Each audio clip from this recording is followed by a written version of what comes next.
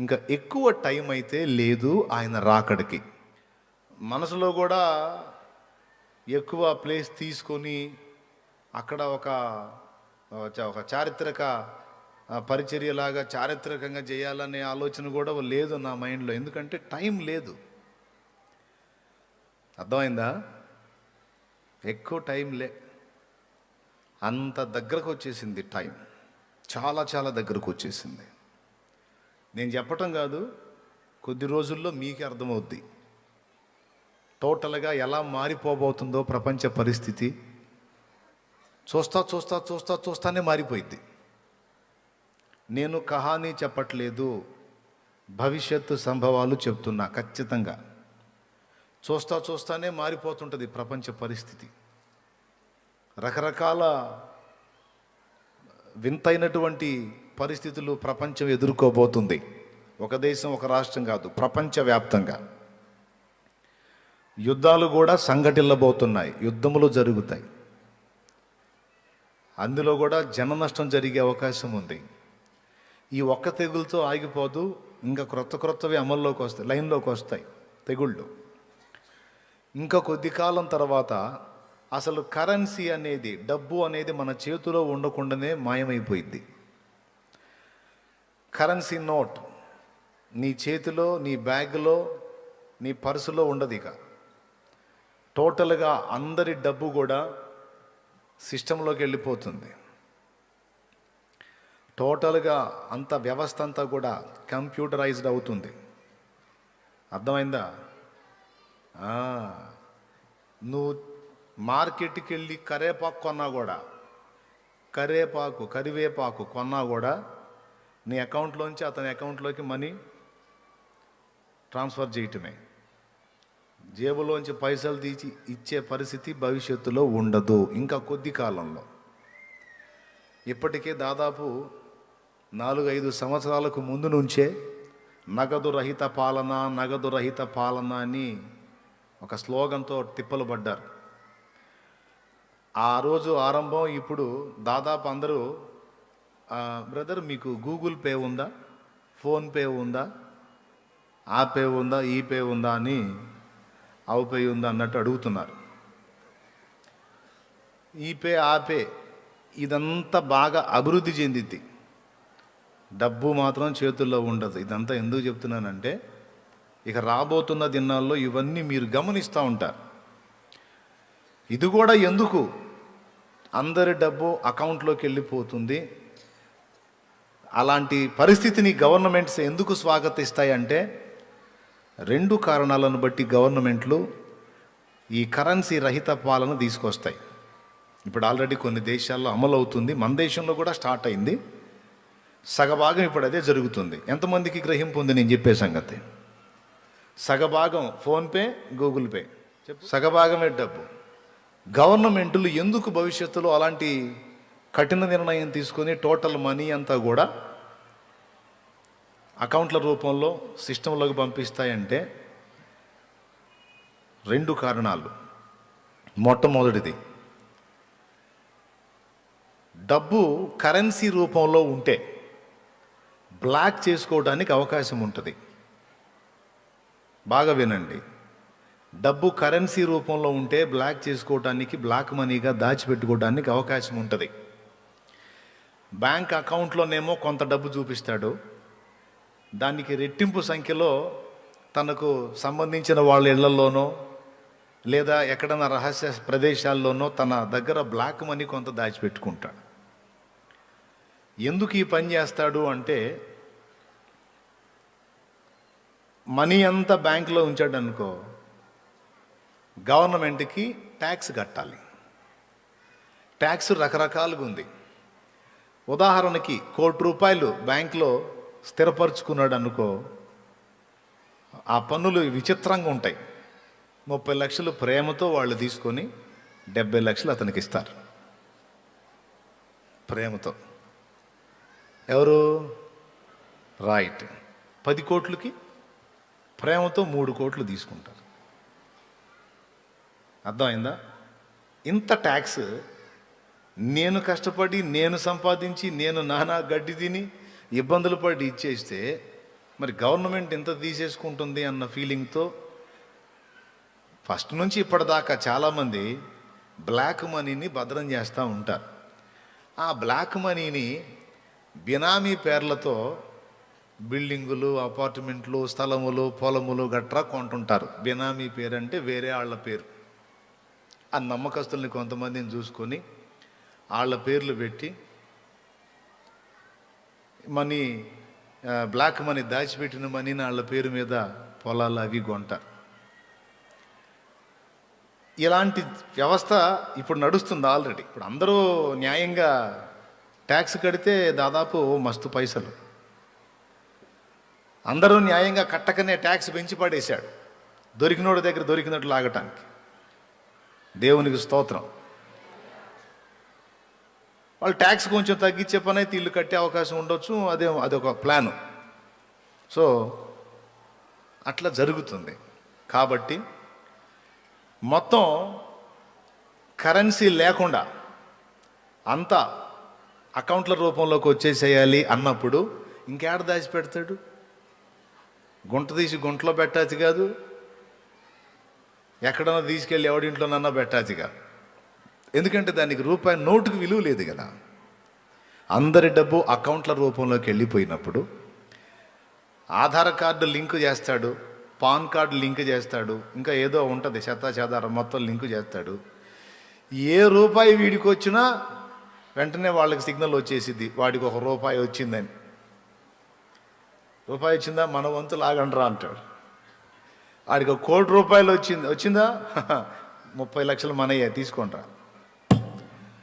ఆ విధంగా గవర్నమెంట్కి డబ్బంతా కూడా మస్తు చేరుతుందన్నమాట. నగదు రహిత పాలన తీసుకొస్తే, అందరి మనీ అకౌంట్ల రూపంలోకి వచ్చేస్తే అకౌంట్లన్నీ గవర్నమెంట్ చేతుల్లో ఉంటాయి. ఎవడు ముసుగులో పెట్టడానికి ఉండదు. ఇక ఎవడు ఏది కొన్నా లెక్క చెప్పాలా. ఒక 20 లక్షలు తీస్తే ఎందుకు తీసావు, 20 లక్షలతో ఏం కొన్నావు, వేస్తే ఎక్కడి నుంచి తీసుకొచ్చేసావు, 20 లక్షలు ఒక్కసారి ఎట్లా వచ్చినాయి నీకు, వేస్తే లెక్క, తీస్తే లెక్క.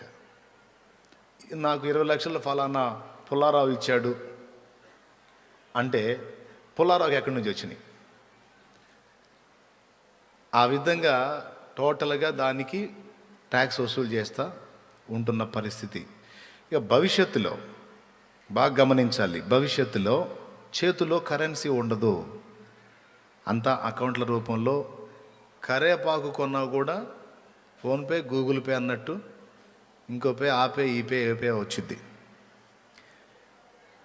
అంతే తప్ప డబ్బు మాత్రం ఉండదు. ఎందుకంటే బ్లాక్ మనీగా దాచిపెట్టుకోవడానికి ఛాన్స్ లేకుండా ఇలాంటి విధానాన్ని గవర్నమెంట్స్ స్వాగతిస్తున్నాయి. రెండవది, నగదు రహిత పాలన. డబ్బు లేకుండా అంటే కరెన్సీ చేతిలో పట్టుకునే పరిస్థితి లేకుండా అంత అకౌంట్ల రూపంలోకి. ఎందుకు అంటే రెండో కారణం చెప్తా. ఇది మేజర్గా చూపించి మరీ వాళ్ళు అలా చేసే అవకాశం ఉంది. అదేంటంటే మొన్న కరోనా వచ్చింది. కరోనా వచ్చినప్పుడు కరోనా రకరకాల కారణాల చేత వస్తుంది. ప్లాస్టిక్ దాని మీద పడితే 5 రోజులు, నీళ్లలో పడితే 3 రోజులు, నేల మీద పడితే 2 రోజులు, ఆడబడితే ఇన్ని రోజులు, ఏడబడితే అన్ని రోజులు అని ఆ వైరస్ ఇన్ని రోజులు జీవించి ఉంటుంది అని చెప్పారు కదా. ఆ చెప్పే పరంపరలోనే కరెన్సీ ద్వారా కూడా కరోనా వ్యాప్తి జరుగుతుంది అని ఒక దుమారం లేపారు. కరెన్సీ ద్వారా కూడా కరోనా వస్తుందంటే టోటల్ వ్యవస్థ స్తంభించిపోయింది. ఎందుకంటే పైసలు చేతులతో తీసుకోవాలి కదా. పాపం గ్లౌజులు, మాస్కులు వేసుకొని చాలా యాతనలు పడ్డారు. అప్పటికి కూడా డబ్బుల్ని తీసుకోవాలి. డబ్బులు కూడా మళ్ళా ఏంటిది, ఏమంటారు దాన్ని, శానిటైజింగ్ చేసి నానా అగచాట్లు. దానికి కూడా సమస్య అవుతుందేమో, దానివల్ల కూడా వైరస్ వస్తుందేమో. కరోనా అయితే ఈ కరెన్సీ నోటు వల్ల వచ్చిందో రాలేదో తెలియదు, కానీ భవిష్యత్తులో విచిత్రమైన తెగుళ్ళు రాబోతున్నాయి. ఖచ్చితంగా అవి వాటి మీద కూడా మనకి సోకే అవకాశం ఉంది అన్న భయంతో ఆ కరెన్సీ. ఎందుకంటే ఏ కాగితాలు కూడా అందరి చేతుల్లోకి వెళ్ళవు, కానీ అందరి చేతులను చుట్టొచ్చే దమ్ము సత్తా ఉన్నది మాత్రం కరెన్సీకే. అసలు నేను పుట్టింది మొదలుకొని ఇప్పటివరకు ఒక్కసారి కూడా డబ్బును ముట్టలేదు అన్నోళ్ళు చేతులు ఎత్తండి. అసంభవం. అందరూ పైసలు ముట్టిన వాళ్ళే. అర్థమైందా? పుట్టింది మొదలుకొని ఇంతవరకు పెన్ను ముట్టలేదు అన్నోడు ఉండొచ్చు, వేరే పేపర్ ముట్టలేదు అన్నోడు ఉండొచ్చు, వేరే వేరే ఏమైనా ముట్టలేదు అన్నోడు ఉండొచ్చు, డబ్బు ముట్టలేదు అన్నోడు మాత్రం కష్టం. ఓకేనా? సో ఖచ్చితంగా డబ్బు అందరి చేతుల్లోకి తిరుగుతూ ఉంటుంది కనుక వైరస్ వ్యాప్తి చెందిద్ది అన్న నెపంతో కరెన్సీని రద్దు చేస్తున్నాం. మీరు ఉదాహరణకి ₹1,00,000 మీ దగ్గర ఉందనుకో, బ్యాంక్ దగ్గరికి వెళ్ళి ఆ ₹1,00,000 ఇచ్చేసి అకౌంట్ ఓపెన్ చేసుకొని అకౌంట్లో వేసేసుకోండి. బ్యాంక్ కూడా ఏం చేస్తాడు, మాకు ఆ లెక్క చెప్తాడు, మేము ఆ నోట్లన్నిటినీ కాల్ చేయటమో లేకపోతే ఏదో ఒకటి చేసేస్తాం మేము అనే ప్రతిపాదన ఏదో ఒకటి తీసుకొచ్చి, ఎందుకు వైరస్ వ్యాప్తి కాకుండా ఇలా చేస్తున్నాం అని మీకు ఆల్రెడీ ఉన్న మనీని అకౌంట్ రూపంలో తెచ్చుకోండి ప్రేమగా చెప్తే అందరూ తీసుకెళ్ళి డబ్బులు వాళ్ళకి అప్పచెప్పి అకౌంట్లు ఓపెన్ చేసుకుని అందులో వేస్తారన్నమాట. ఈ విధంగా భవిష్యత్తులో ముందు చెప్పిన బ్లాక్ మనీ సమస్యను బట్టి కానీ లేదా ఇప్పుడు చెప్పినటువంటి వైరస్ సమస్య వల్ల కానీ ఎక్సెట్రా అందరి డబ్బు అకౌంట్ల రూపంలోకి వెళ్ళిపోతుంది. ఎవరి చేతిలో కరెన్సీ నోటు ఉండదు. ఇలా ఎప్పుడైతే జరిగిందో వినండి, అందరి చేతిలో కరెన్సీ తొలగించబడి మనీ అంతా కూడా అకౌంట్ల రూపంలోకి వెళ్ళిపోయింది, ఎప్పుడైతే ప్రపంచం అంతటా అలాగ అయిపోతుందో ఇక అంత్య అబద్ధ క్రీస్తు రాకకి మార్గం సుగమం అయ్యింది. ఎందుకంటే వాడు ఇక కొద్ది రోజులకు లైన్లోకి వస్తాడు. అంతా అలా అయిపోయినా కొద్ది కాలానికి వాడు పగ్గాలు చేపడతాడు. వాడు పగ్గాలు చేపట్టిన తరువాత వాడు ఫస్ట్ మనల్ని ఇబ్బంది పెట్టేది అక్కడే. ఎక్కడ? పైసల దగ్గర. వాడు ప్రపంచమంతటికి ఏకరాజు అవుతాడు. వినండి, ఒక్కడే రాజు అవుతాడు. అట్లా అవుతాడన్నా, ఏ దేశానికి ఆ దేశం పరిపాలించుకుంటుంది కదా. ఇప్పుడు అన్ని దేశాల మీద వాడు ఒక్కడే ఎట్లా రాజు అవుతాడంటే ఆ పరిస్థితులు వస్తాయి.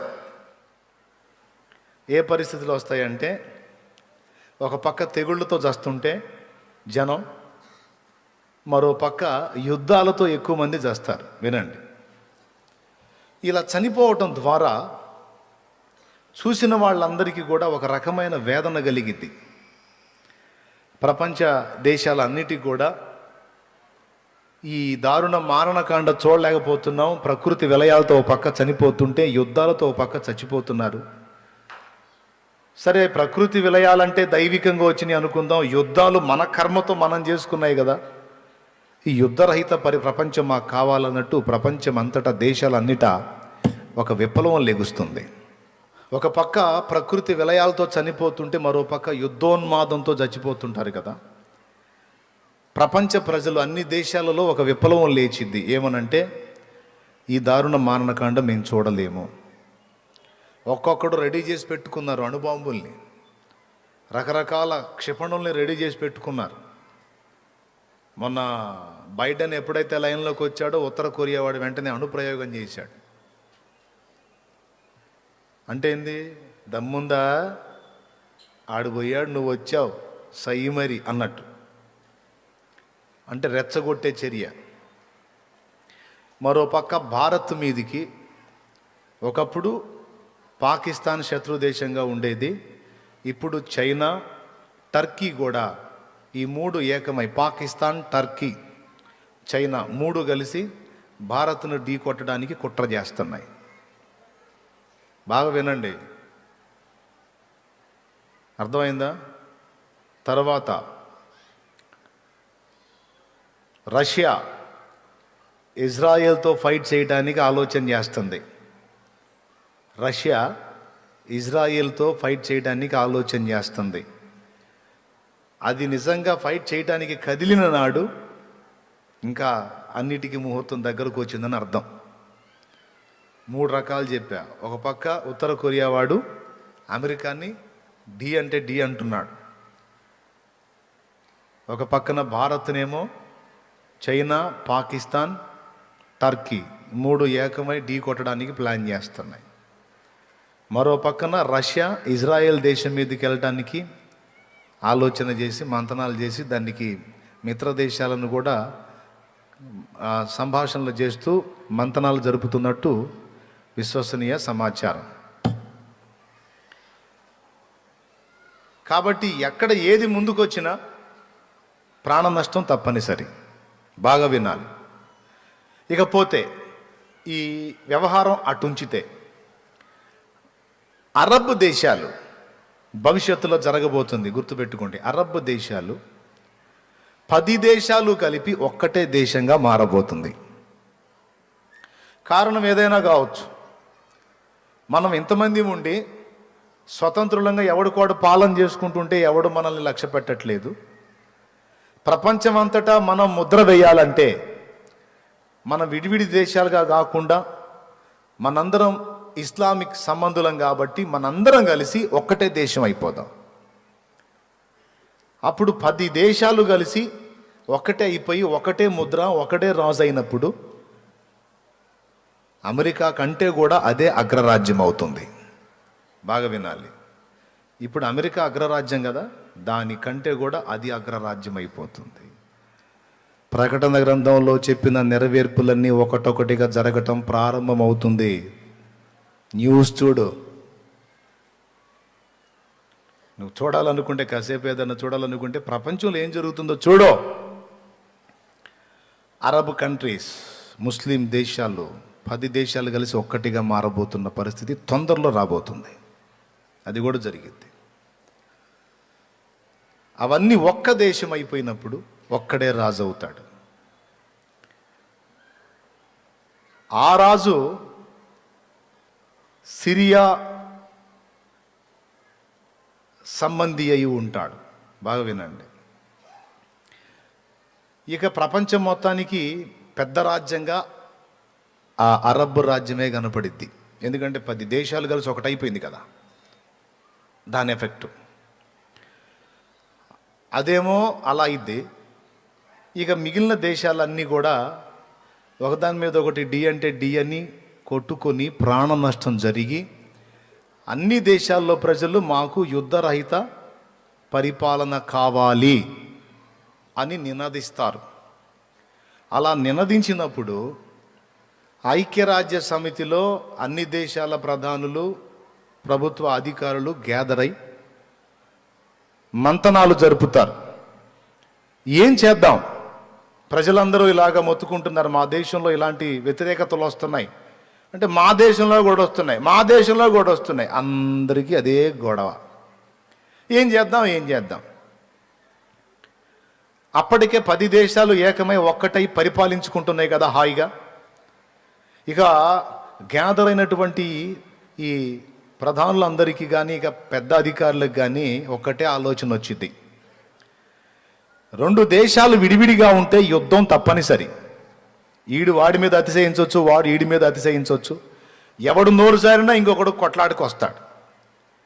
అదే 2 దేశాలు విడివిడిగా ఉండకుండా 2 ఒకటైపోయింది అనుకో, ఇంకా ఫైటింగ్ చేయడానికి ఇంకొకడు లేడుగా. కాబట్టి వాళ్ళు 10 మంది కలిసి ఒక్కటైపోయి అంత చక్కగా పరిపాలించుకుంటున్నప్పుడు మనం ఓ పని చేద్దాం, మనందరం కలిసి ఒక్కటైపోదాం. ఇప్పుడు అందరు ప్రధానులు ఉంటారు కదా, అందరు ప్రధానుల పేర్లు రాద్దాం. అఫ్కోర్స్ యాజ్ ఇట్ ఈజ్కి ఇలానే జరగకపోవచ్చు, ఏది పేర్లేసి చీటీ తీసే సెక్షన్ జరగకపోవచ్చు. కానీ మొత్తం మీద మాత్రం అందరం కలిసి ఒక్కటే దేశం అయిపోదాం అనేటువంటి తీర్మానం అయితే జరిగింది. అందరం కలిసి ఒక్కటే దేశం అయిపోయి ఒక్కటే రాజుని ఎంపిక చేద్దాం, ఒక్కటే ముద్రను అమల్లోకి తెద్దాం. అప్పుడు 2 దేశాలు విడివిడిగా ఉంటే కొట్లాట, యుద్ధం ఉంటుంది కదా. అవి 2 లేకుండా, విడిగా ఉండకుండా 2 కలిసిపోతే ఇంకా గొడవ ఏముంది? తెలంగాణ, ఆంధ్ర 2 కలిసి ఉన్నప్పుడు ఏమన్నా లొల్లుందా? నీళ్ల విషయంలో కానీ ఎక్సెట్రా లేదు. ఇప్పుడు విడిపోయినందున ఆ మధ్య నీళ్ళ కాడ కొంచెం క్లాష్ అయింది. ఇంకా మరికొన్ని విషయాల్లో క్లాష్ అయిందా లేదా? విడిపోతే కొట్లాటే, కలిసి ఉంటే గొడవే లేదు. ఈ కారణాన్ని బట్టి అన్ని దేశాలు కలిసి మనం ఒకటైపోదాం, మనలో ఒకడిని రాజుగా నియమిద్దాం అని ఆలోచనకు వస్తారు. ఆలోచనకు వచ్చినప్పుడు వీళ్ళు ఈ ప్లాన్లో ఉంటారు. ఒక పక్క ప్రకృతి విలయాలు జరుగుతూ ఉంటాయి. అమెరికా అన్ని విధాలా ఎఫెక్ట్ అయిపోయి ఆర్థిక మాంద్యంతో, ప్రకృతి వైపరీత్యాలతో, రకరకాల పరిస్థితులతో అమెరికా భయంకరంగా ఎఫెక్ట్ కాబోతుంది. భవిష్యత్తులో అగ్రరాజ్యం అని పేరే కానీ ఆ స్థాయిని కోల్పోతుంది అమెరికా. ఎక్కడి దాకా ఎందుకు? మొన్న ట్రంప్ టైంలోనే టెన్షన్ వచ్చింది ఆయనకి. ఎందుకు అంటే విపరీతమైన జన నష్టం జరుగుతుంది ఈ కరోనా వల్ల. జరుగుతున్నా సరే లాక్డౌన్ ప్రకటించాల చాలా కాలం. ఎందుకు ప్రకటిస్తే అన్ని విధాలా ఎఫెక్ట్ అవుతుంది, దాని యొక్క అగ్రత్వాన్ని కోల్పోయే ప్రమాదం కూడా ఉంది. ఆ కారణం చేత వ్యవస్థ నడవటానికి బ్రేక్ లేకుండా కొంతకాలం నడిపినందుకు ఎక్కువ మంది ఎఫెక్ట్ అయిపోయారు. మొన్ననే ఆ డేంజర్ వచ్చింది, దానికి కొద్దిగా మళ్ళా తప్పించుకుంది. ఇక రాబోతున్న రోజుల్లో మాత్రం ఖచ్చితంగా అయింది. ఏమిరా అమెరికా మీద ఏమైనా పగబట్టావా అంటే నేను కాదు, దేవుని యొక్క గ్రంథం చెబుతున్న సాక్ష్యం. అమెరికా అలాంటి ప్రతికూల పరిస్థితి ఎదుర్కొని అగ్రరాజ్యం అన్న పేరు పొందిందే అయినప్పటికీ శక్తిహీనంగా ఉండిపోతుంది. ఓకే, మిగిలిన దేశాలన్నీ కలిసి మనం ఒక్కటే దేశం అవుదాం అనే ఆ మంతనాల్లో ఉంటారు. ఆ ప్రక్క 10 మంది రాజులు ఏకమై ఒకడికే రాజ్యాన్ని అప్పచెప్తారు. దాన్ని దశరాజ్య కూటమి అంటారు. ఆ దశరాజ్య కూటమికి ఒకడు రాజుగా ఉంటాడు కదా, వాడు పరిపాలన మొదలు పెడతాడు. ఆ పరిపాలన బాగానే ఉందని వీళ్ళు అనుకుంటారు. వినండి, ఎవరు? ఈ మిగిలిన దేశాల వాళ్ళు. దాన్ని బట్టి మనం కూడా ఒకటైపోదాం, ప్రపంచమంతా ఒకటే దేశం అయిపోదాం అని ఆలోచన చేస్తారు కదా. ఈ మంతనాలు జరుగుతున్న టైంలో అక్కడ ఆ 10 దేశాలకు ఒకడే రాజు అవుతాడని చెప్పాను కదా, అరబ్ దేశాలకి. ఆ ఒక రాజు మీద 10 మంది అప్పచెప్పారు వాడికి అధికారం. అందులో 3 రివర్స్ అయ్యి అతని మీద తిరుగుబాటు చేస్తారు. నువ్వేదో మంచోడు అని, నువ్వు మంచిగా వెళ్తావని మేము నీకు అవకాశం ఇచ్చాం, కానీ నువ్వు మాకు అభ్యంతరకరమైన రీతిలో పాలన చేస్తున్నావు కనుక నీ అధికారానికి మేము ఒప్పుకోము అని రివర్స్ అవుతారు. నేను ఇప్పుడు రాజుని, నా మీద ఎదురొస్తారా మీరు? నా మీద తిరుగుబాటు చేస్తారా? మీ అంతు తేలుస్తానని వాడు వాళ్ళ మీద ఫైట్ చేయడానికి ఇష్టపడతాడు. అప్పుడు వాళ్ళు ఏం చేస్తారంటే కుట్ర చేసి వాడిని చంపుతారు. ఆ 10 దేశాల మీద రాజుగా ఎవరైతే ఉంటాడో అతన్ని చంపుతారు. ఇప్పుడు అమెరికాలో మొన్న ఎవరెక్కారు? దిగిపోయిన ఆయన పేరు ఏం పేరు? ట్రంప్ దిగిపోయాడు. ఎవరెక్కారు? బైడెన్. అమ్మ, పిల్లలు కూడా అంటున్నారు ట్రంప్ దిగాడంట, బైడెన్ ఎక్కాడంట. ఒరే బాబు, ఒక మాట చెప్పండి, తమిళనాడు ముఖ్యమంత్రి ఎవరున్నానా? తెల్వది. ఒరిస్సా ముఖ్యమంత్రి ఎవరమ్మా? తెల్వది. మహారాష్ట్ర ముఖ్యమంత్రి ఏమో. కర్ణాటక ముఖ్యమంత్రి ఏమో. మీరు చెప్పండి, చాలా వరకు తెలియదు. అరే, మన దేశంలో మన రాష్ట్రాలకు ఉన్న ముఖ్యమంత్రులు ఎవడో మనకు తెలియదు, కానీ అమెరికా అధ్యక్షుడు మాత్రం ఎవడు దిగిన ఆయన పేరు ఏం పేరు బాబు అంటే పిల్లలతో సహా ట్రంప్ అన్నారు. ఎక్కిన ఆయన ఎవరయ్యా అంటే బైడెన్ అన్నారు. అంటే అమెరికా అగ్రరాజ్యం కనుక మన పక్క రాష్ట్రాల ముఖ్యమంత్రులు కూడా మనకు తెలియదు, కానీ అమెరికాలో ఏం జరుగుతుందో, ఎవడు ఎక్కుతున్నాడో ఎవడు దిగుతున్నాడో ఎప్పటికప్పుడు మనకి సమాచారం ఉంటుంది. ఎందుకంటే అది అగ్రరాజ్యం యొక్క ఘనత. మరి ఈ మాత్రం అమెరికాకే ఈ స్థాయి ఉంటే 10 దేశాలకు ఒక్కడే రాజు అయిన వాడు టాప్ నంబర్ 1లో ఉంటాడు, టాప్ 1లో ఉంటాడు. అంటే వాడి యొక్క చావు బ్రతుకు విధానం అంతా కూడా మనకు తెలుసుద్ది. కాబట్టి ఫలానా దేశాల మీద అధిపతిగా అయిపోయిన ఆ రాజు గారిని ఫలానా కారణం చేత చంపారట. ప్రజల సందర్శనార్థమై ఆయనను ఇదిగో ఇలాగ ఉంచారు అని ఆయనని అలా పెట్టి అందరూ చూడటానికి 3 రోజులనో 5 రోజులనో ఉంటుంది కదా. పెద్ద పెద్దోళ్ళు పోతే వెంటనే తీసుకెళ్ళి గుంటలో పెట్టరు. మామూలు వాళ్ళు పోతే పోయిందాకా ఇబ్బందే, పోయినోడిని బూడ్చిపెట్టిన దాకా ఇబ్బంది, తొందరపడుతుంటారు. కానీ ప్రపంచం మొత్తం గుర్తించినటువంటి వ్యక్తి చేస్తే డింగ్మని తీసుకెళ్ళి గుంటలో పెట్టరు. చూడటానికి ప్రజల సందర్శనార్థమే అతనిని భద్రపరిచి అందరూ చూడటానికి ఏర్పాటు చేస్తారు. అలాగా అతనిని 3 దినాలు ప్రజల సందర్శనార్థమే ఉంచుతారు. ఉంచినప్పుడు అతడేం చేస్తాడంటే 3వ రోజు అందరూ చూస్తూ ఉండగానే దిగ్గున లేచి కూర్చుంటాడు, చచ్చిపోయినోడు. ఆ వింత ఇప్పుడు టీవీలు మారిపోయి సెల్ ఫోన్లు వచ్చినాయిగా, బాత్రూంలో కూర్చొని సెల్ చూసేవాడికి కూడా సమాచారం అందిద్ది. దేవునికి స్తోత్రం, హల్లెలూయా. కొంతమంది అంతే కదా, బాత్రూంలో పోయి ఆ కొద్దిటే ఎందుకు వేస్ట్ చేయాలి కదా, అది ఆ స్థితిలో ఉన్నోడికి కూడా మ్యాటర్ అందిద్ది. ఏమని, ఫలానా వ్యక్తి ఇలా చనిపోయాడు, ఇలా లేదు. ఇప్పుడు సింపుల్, ఇప్పుడు మన టీవీలో ఎంత డెవలప్ అయినాయి చూడండి. న్యూస్ వాళ్ళు స్టేజీ మీద మెట్లు ఎక్కిపోతా ఒక మంత్రి గారి కాలు జారింది అనుకో, మొన్న ఆ మధ్య ఎవరు కూతురో పాపం జారి పడింది, ఆమె పడింది ఒకసారే, టీవీ వాళ్ళు 1000 సార్లు పడేశారు ఆమెని. ఆమె పడింది ఒకసారే, పడ్డది, దులిపేసుకొని లేచి వెళ్ళిపోయింది. ఆమె పనిలో ఆమె ఉంది. ఆ పొద్దున్న నుంచి సాయంత్రం దాకా ఆమె పడతానే ఉంది.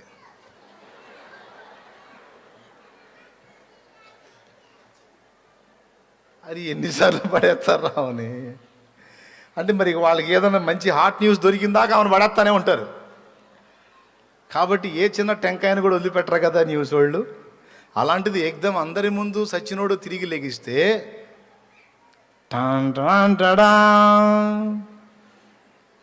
ప్రపంచం మొత్తాన్ని ఆశ్చర్యంలో ముంచెత్తినటువంటి అద్భుత సంఘటన అని మొదలుపెట్టి అదంతా లైవ్ చూపిస్తూ ఉంటారు. ఇక అందరికి కూడా మైండ్ బ్లోయింగ్. రియల్గా అందరి ముందు చనిపోయాడు, రియల్గా అందరి ముందు 3వ నాడు తిరిగి లేచాడు. తిరిగి లేచిన తర్వాత వాడు అంతటితో ఊరుకోడు. అంతకుముందు తను ప్రదర్శించని వింతైన శక్తులు తిరిగి లేచిన తర్వాత వాడు ప్రదర్శించటం మొదలు పెడతాడు. ఇలా మొదలుపెట్టిన తర్వాత ప్రపంచ ప్రజలంతా కూడా ఆశ్చర్యానికి గురవుతారు. ఏంటిది? ఆకాశం నుండి అగ్ని కురిపించగలుగుతాడు, నీళ్ళని రక్తంగా మార్చగలుగుతాడు, కొన్ని వింత వింత క్రియలు చేయగలుగుతాడు. అందరూ చూస్తుండగా ప్రజలంతా ఆశ్చర్యచకితులైపోయి వింతగా ఆయన్ని గమనిస్తూ ఉంటారు. అయ్యా, ఇంతకి తమరెవరు అని అడుగుతారు. అప్పుడు చెప్తాడు, మీరు అనుకుంటున్న రాజు గీజు కాదురా, నేనే నిజమైన క్రీస్తును అని. ఆగ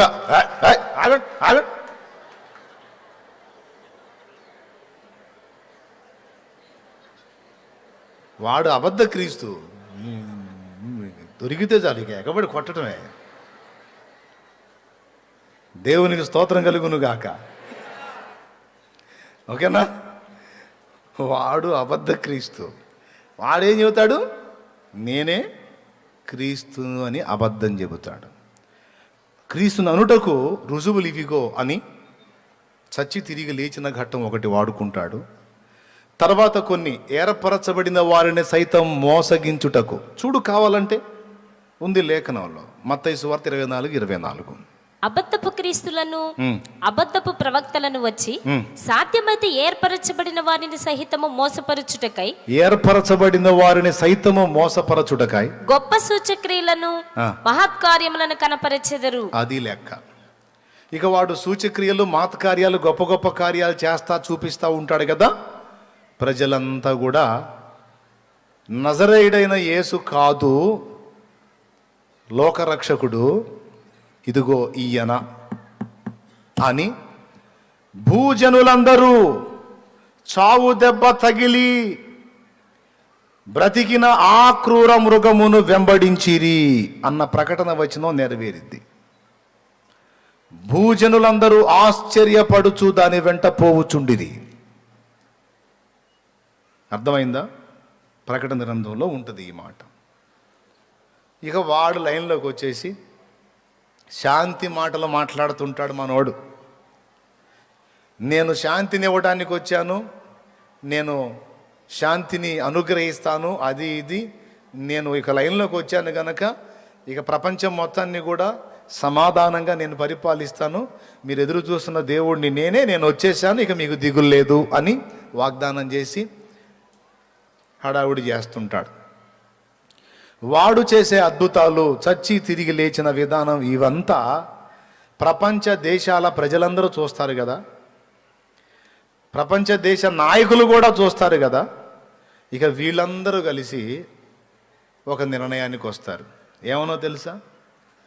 ఇప్పటిదాకా మనం మనుషులను వెళ్దాం అనుకుంటున్నాం, అందరం ఒక్కటైపోయి. ఇప్పుడు దేవుడే మన మధ్యలోకి వచ్చాడు. ఎవరో దేవుడే మన మధ్యలోకి వచ్చాడు. సాక్షాత్తు క్రీస్తే వచ్చాడు గనుక యేసుక్రీస్తు అంటేనే శాంతి సమాధానం కదా. కాబట్టి ఆ మహానుభావుడికి మనం పట్టం కట్టబెడితే ఇక మనం అందరం హ్యాపీగా ఉండొచ్చు. మనకి ఏది కావాలన్నా ఆయన అద్భుతాలు చేసేస్తుంటాడు, అందరినీ రక్షించేస్తుంటాడు, పోషించేస్తుంటాడు. ఇక ఏది జరిగినా ఆయన అనుమతి లేకుండా ఏది జరగదుగా. సర్వభూమి ఆయనదే కదా, దేవుడు కదా అని అతనిని దేవుడిగా విశ్వసించి ఇక అతనే రాజై పాలిస్తే ఇంకంతకంటే కావాల్సిందేముందని అందరూ కలిసి అతనికి పట్టం కట్టడానికి, ప్రపంచమంతటి మీద అతని రాజుగా నియమించడానికి ఇష్టపడతారు. ప్రపంచమంతా ఇష్టపడిద్ది కానీ ఇశ్రాయేలు ఒప్పుకోదు. అర్థమైందా? ఇశ్రాయేలు ఒప్పుకోదు. క్రీస్తు ఆయన అని మీరు అంటున్నారు, కానీ అతను పుట్టింది వేరు, అతను ఆరాధించింది వేరు, అతని పితరులు వేరు. చచ్చిపోయి తిరిగి లేచాడు, దాన్ని మేము కూడా ఒప్పుకుంటాం. కానీ మాకు కొన్ని కోడ్ అవుతున్నాయి, కొన్ని కోడ్ కావటల్లా. గనుక మేము అతన్ని కొంచెం ఆలోచిస్తున్నాం అతని గురించి అని వాళ్ళ ప్రకటన రిలీజ్ చేస్తారు. ఈలోపు ఒక అబద్ధ ప్రవక్త ఇశ్రాయేల్లో రెడీగా ఉంటాడు. వీడికి సపోర్ట్ చేయటానికి అబద్ధ ప్రవక్త వాడి లైన్లోకి వచ్చి ఇశ్రాయేలు మొత్తాన్ని అద్భుతాలతో సూచక్రియలతో ఆకర్షిస్తాడు. వాడికి కూడా అతీత శక్తులు ఉంటాయి అబద్ధ ప్రవక్తకి. ఇశ్రాయేలు మొత్తం కూడా అతన్ని ప్రవక్త అని నమ్ముతుంది, నిజానికి మాత్రం వాడు అబద్ధ ప్రవక్త. దేన్ని బట్టి నమ్ముతుంది అంటే సూచక్రియలు, మహత్ కార్యాలను బట్టి. అదే 1 కొరింథీ పత్రిక 1వ అధ్యాయంలో పౌలు మహనీయుడు అంటాడు, యూదులు సూచక క్రియలను అడుగుచున్నారు, గ్రీసు దేశస్థులు జ్ఞానమును వెతుకుచున్నారు, మేము సిలువ వేయబడిన క్రీస్తును ప్రకటించుచున్నామన్నాడు పౌలు.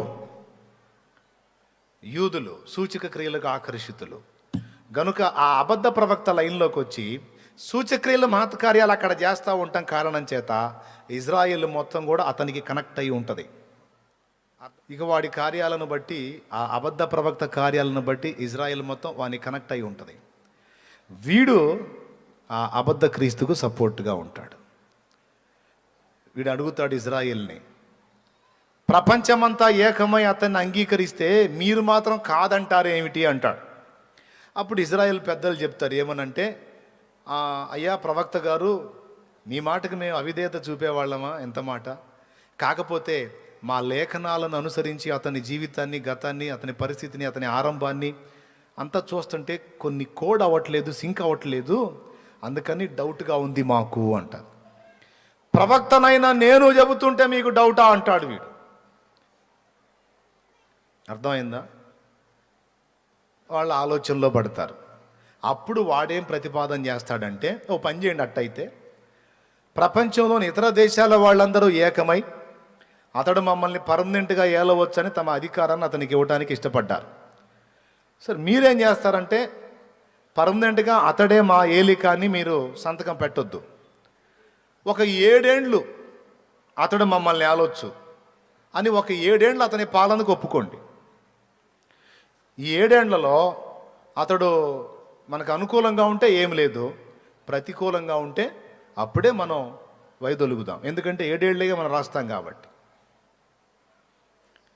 ఈ పని ప్రపంచంలో ఇంకా ఏ దేశమో చేయదు, ఇజ్రాయెల్ చేస్తుంది. మిగిలినవన్నేమో అతను శాశ్వతంగా మమ్మల్ని ఆలోచన సంతకాలు పెడితే, ఇజ్రాయెల్ మాత్రం 7 ఏళ్ళే అతడు మమ్మల్ని ఏలాలి అని సంధి కుదుర్చుకుంటుంది. ఎప్పుడైతే ఇజ్రాయేలు 7 ఏళ్ళు అతడు మమ్మల్ని ఏలవచ్చు అని సంధి సంతకం పెడుతుందో అప్పుడు ఇక వాడి గవర్నమెంటు రన్నింగ్లోకి వస్తుంది. ఇక స్టార్ట్. ఇక వాడు దేవుడు అన్నట్టు. ఇక ప్రపంచం అంతటా వాడే రాజు, ఆఖరికి ఇజ్రాయెల్తో సహా. ఇక భూమి మీద వాడికి రివర్స్ ఎవరన్నా ఉంటారా? ఇక వాడు ఆడిందే ఆట, పాడిందే పాట. అవునా కాదా? చెప్పండి.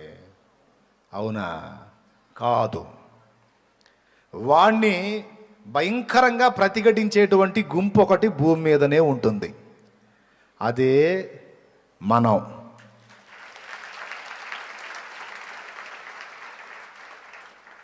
ప్రకటన గ్రంథ లేఖనాలు చెప్పిన ప్రకారం నువ్వు వచ్చావరా, నీ చరిత్ర మిగిలిన వాళ్ళకి తెలియదు, మాకు తెలుసు. మాకు నువ్వు కాదు క్రీస్తు, నజరేయుడగు యేసే మా క్రీస్తు అని భూమి మీదున్న సార్వత్రిక సంఘము సంఘటితమై వాడిని ఎదిరిస్తుంది. ఇక పరిశుద్ధులతో యుద్ధం వాడికి. పరిశుద్ధులు కూడా వాడితో ఎదురు తిరుగుతారు. ఎవడైనా నా మాటను ధిక్కరించి తిరుగుబాటు చేసి తిరస్కరిస్తే వాడికి జరిగే పని వాడికి నేను చేస్తా. ఇందులో భాగంగా మొట్టమొదట అందరికీ ఇదే నా ఆజ్ఞ. ఆ మృగము యొక్క పేరైనను దాని పేరిట సంఖ్య అయినను చేతి మీద కానీ నొసటి యందు కానీ ధరించాలి. అర్థమైందా? ఏమిటది అంటే 666. ఆ మృగము పేరైనను దాని పేరిట సంఖ్య అయినను ముద్ర. అది కలిగి ఉన్నవాడు తప్ప క్రయ విక్రయములు చేయుటకు ఇక ఎవరికి అధికారము లేదు. నీ దగ్గరున్న వస్తువు అమ్మాలన్నా, ఎదురున్న వస్తువు కొనాలన్నా, కరివేపాకు కొనాలన్నా కూడా మార్కెట్కి వెళ్తావు. ఒక కట్ట కరివేపాకు అయ్యా అంటావు. అతను ఏమంటాడు తెలుసా? ముద్ర ఏది అంటాడు. ముద్ర ఏంది అంటే నీ పేరు చెప్పు అంటే పేరు చెప్తాడు. అకౌంట్ ఓపెన్ కాదు. అకౌంట్ ఓపెన్ కావట్లా అంటే ఓపెన్ కాదు బాబు అంటాడు. ఎవరు? సత్క్రైస్తవుడు. ఎందుకు కాదు అంటే ముద్ర వేయించుకోలేదని. ముద్ర వేయించుకోకపోతే ఎక్కడ ఇస్తావు యాపబో అంటారు. కొనుటకైనను అమ్ముటకైనను అవకాశం ఉండదు. ఎందుకు తెలుసా? వాడు అక్కడి నుంచి ఆజ్ఞ జారీ చేస్తాడు. ముద్ర వేయించుకుంటేనేమో యుగ యుగాలు దేవుని ఉగ్రతను కోపమును మద్యం తాగాల్సి ఉంటుంది. వేయించుకోపోతేనేమో వాడు కూడు నీళ్లు లేకుండా చేస్తాడు. ఇప్పుడు నిజ క్రైస్తవుడు ఎవడో డూప్లికేట్ ఎవడో బయటపడిద్ది. ఎంతమందికి అర్థమైందో స్తోత్రం చెప్పండి. హల్లెలూయా. చాలామంది కోటాలు పెట్టి యేసుప్రభు అద్భుతాలు సూచక్రియలు మాతకార్యాలు చేస్తాడు, అట్లా చేస్తాడు, ఇట్లా చేస్తాడంటే నమ్ముకున్నాం. కానీ కూడు నీళ్ళు లేకుండా చంపుతాడంటే నేను ఎందుకు నమ్ముకుంటాను? అమ్మాయి నేను పోతున్నా. ఎక్కడికమ్మా? ముద్ర వేయించుకుంటా. పిచ్చి మొహమా? వాడి పరిపాలన అంతా 3.5 ఏండ్లు. వాడు మనల్ని చంపినా లేక ఆకలితో మనం చచ్చినా నువ్వేం చింతపడొద్దు, మళ్ళా యేసయ్య లేపుతాడు. నా మాట విను, వద్దు అని సత్క్రైస్తవురాలు తన తండ్రినో తల్లినో ఆపుతుంది. మరి అన్న వాడు కూడు నీళ్ళు లేకుండా చేస్తే మరి యేసయ్య మనకి ఏం చేస్తాడు? భయపడొద్దు. వాడు అన్నం లేకుండా నీళ్లు లేకుండా చంపడానికి ప్రయత్నించినా, వాడు నీకు ప్రాణహాని తలపెట్టడానికి ప్రయత్నించినా హతసాక్షుల లెక్కలో ఉన్నవాళ్ళు మాత్రమే హతులవుతారు తప్ప ఇక మిగిలిన వాళ్ళందరినీ దేవుడు ఏలియా దేవుని వలె ఆనాడు పోషిస్తాడన్నమాట. దేశమంతా కరువు, ఏలియాకు మాత్రం రొట్టెలు మాంసం. అట్లాగా ముద్ర వేయించుకున్న వాళ్ళకేమో జల్సాగా అన్నీ ఉన్నాయి అని ఆనందపడుతుంటారు ముద్ర వేయించుకున్నోళ్ళు. ముద్ర లేనోడేమో మోకాళ్ళుని, ప్రభువా నువ్వే ఆహారం పంపించు, నువ్వు ఏలియా దేవుడివై ఆనాడు ఏలియాకి ఆహారం ఇచ్చావు కదా, ఈరోజు నేను నా భార్య నా పిల్లలు ఆకలితో ఉన్నాం దేవా, దయచేసి మాకు ఆహారం పంపు అంటే ఆనాడు అద్భుతమైన రీతిలో ఆయన నీకు పోషణ పంపుతాడు. అన్నా నిజంగా పంపుతాడో వదిలేస్తాడో అనే డౌటు నీకు అక్కర్లేదు. అర్థమైందా? ఇంకొకటి కూడా చెప్తా, ఆ రోజు హతసాక్షి మరణానికి కూడా నువ్వు వెనకాడవు. యేసు ప్రభుని, నజరేయుడుకు యేసుని నమ్ముతావా? నీకు శిరచ్ఛేదం చేయమని ఆజ్ఞ వచ్చిందంటే తొందరగా పదండి, ఆ కార్యక్రమం కానివ్వండి అని నువ్వే వాళ్ళ వెంట పడతావు. ఎందుకన్నా మెంటలెక్కిద్దా ఏంది అని అడగవాకు. మెంటలెక్కదు, ఆత్మ అభిషేకం కుమ్మరించబడిద్ది. వాడు తన కాళ్ళ మందు బయలుపడినట్లు వానికి మనకు మధ్య ఉన్నటువంటి ఆత్మ వానికి మనకు మధ్యలో నుండి పక్కకు తొలగి మన మీదికి వస్తాడు. అది కడవరి వానకాలం. ఇక కుమ్మరించబడిద్ది అభిషేకం. ఇక చిన్న పెద్ద, వృద్ధుడు, స్త్రీ, పురుషుడు అందరూ కూడా, దేవుని సత్క్రైస్తవులు అందరూ కూడా క్రీస్తు సాక్షులుగా నిలిచి భగ్గున మండుతారు. వాడు చర్చిలు మూపిస్తాడు. గుర్తుపెట్టుకోండి, చర్చిలు మూపిస్తాడు, అంతటితో ఆగడు. మసీదులు మూపిస్తాడు, అంతటితో ఆగడు. ఈరోజు మనోళ్ళు గందరగోళం అవుతున్నారు కదా, గుళ్ళు అవి కూడా మూపిస్తాడు. ఇదేంది అంటున్నారా? అంతే.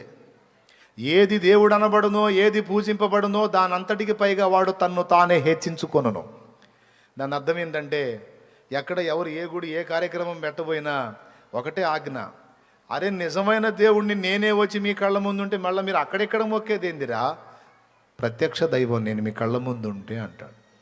జనాలు కూడా ఇక వేరే వాటిని వదిలేస్తారు, ఎందుకంటే మనకు దేవుడే కళ్ళ ముందు కనపడుతున్నాడు కదా, ఇంకేంటి అని అంత బ్రేక్.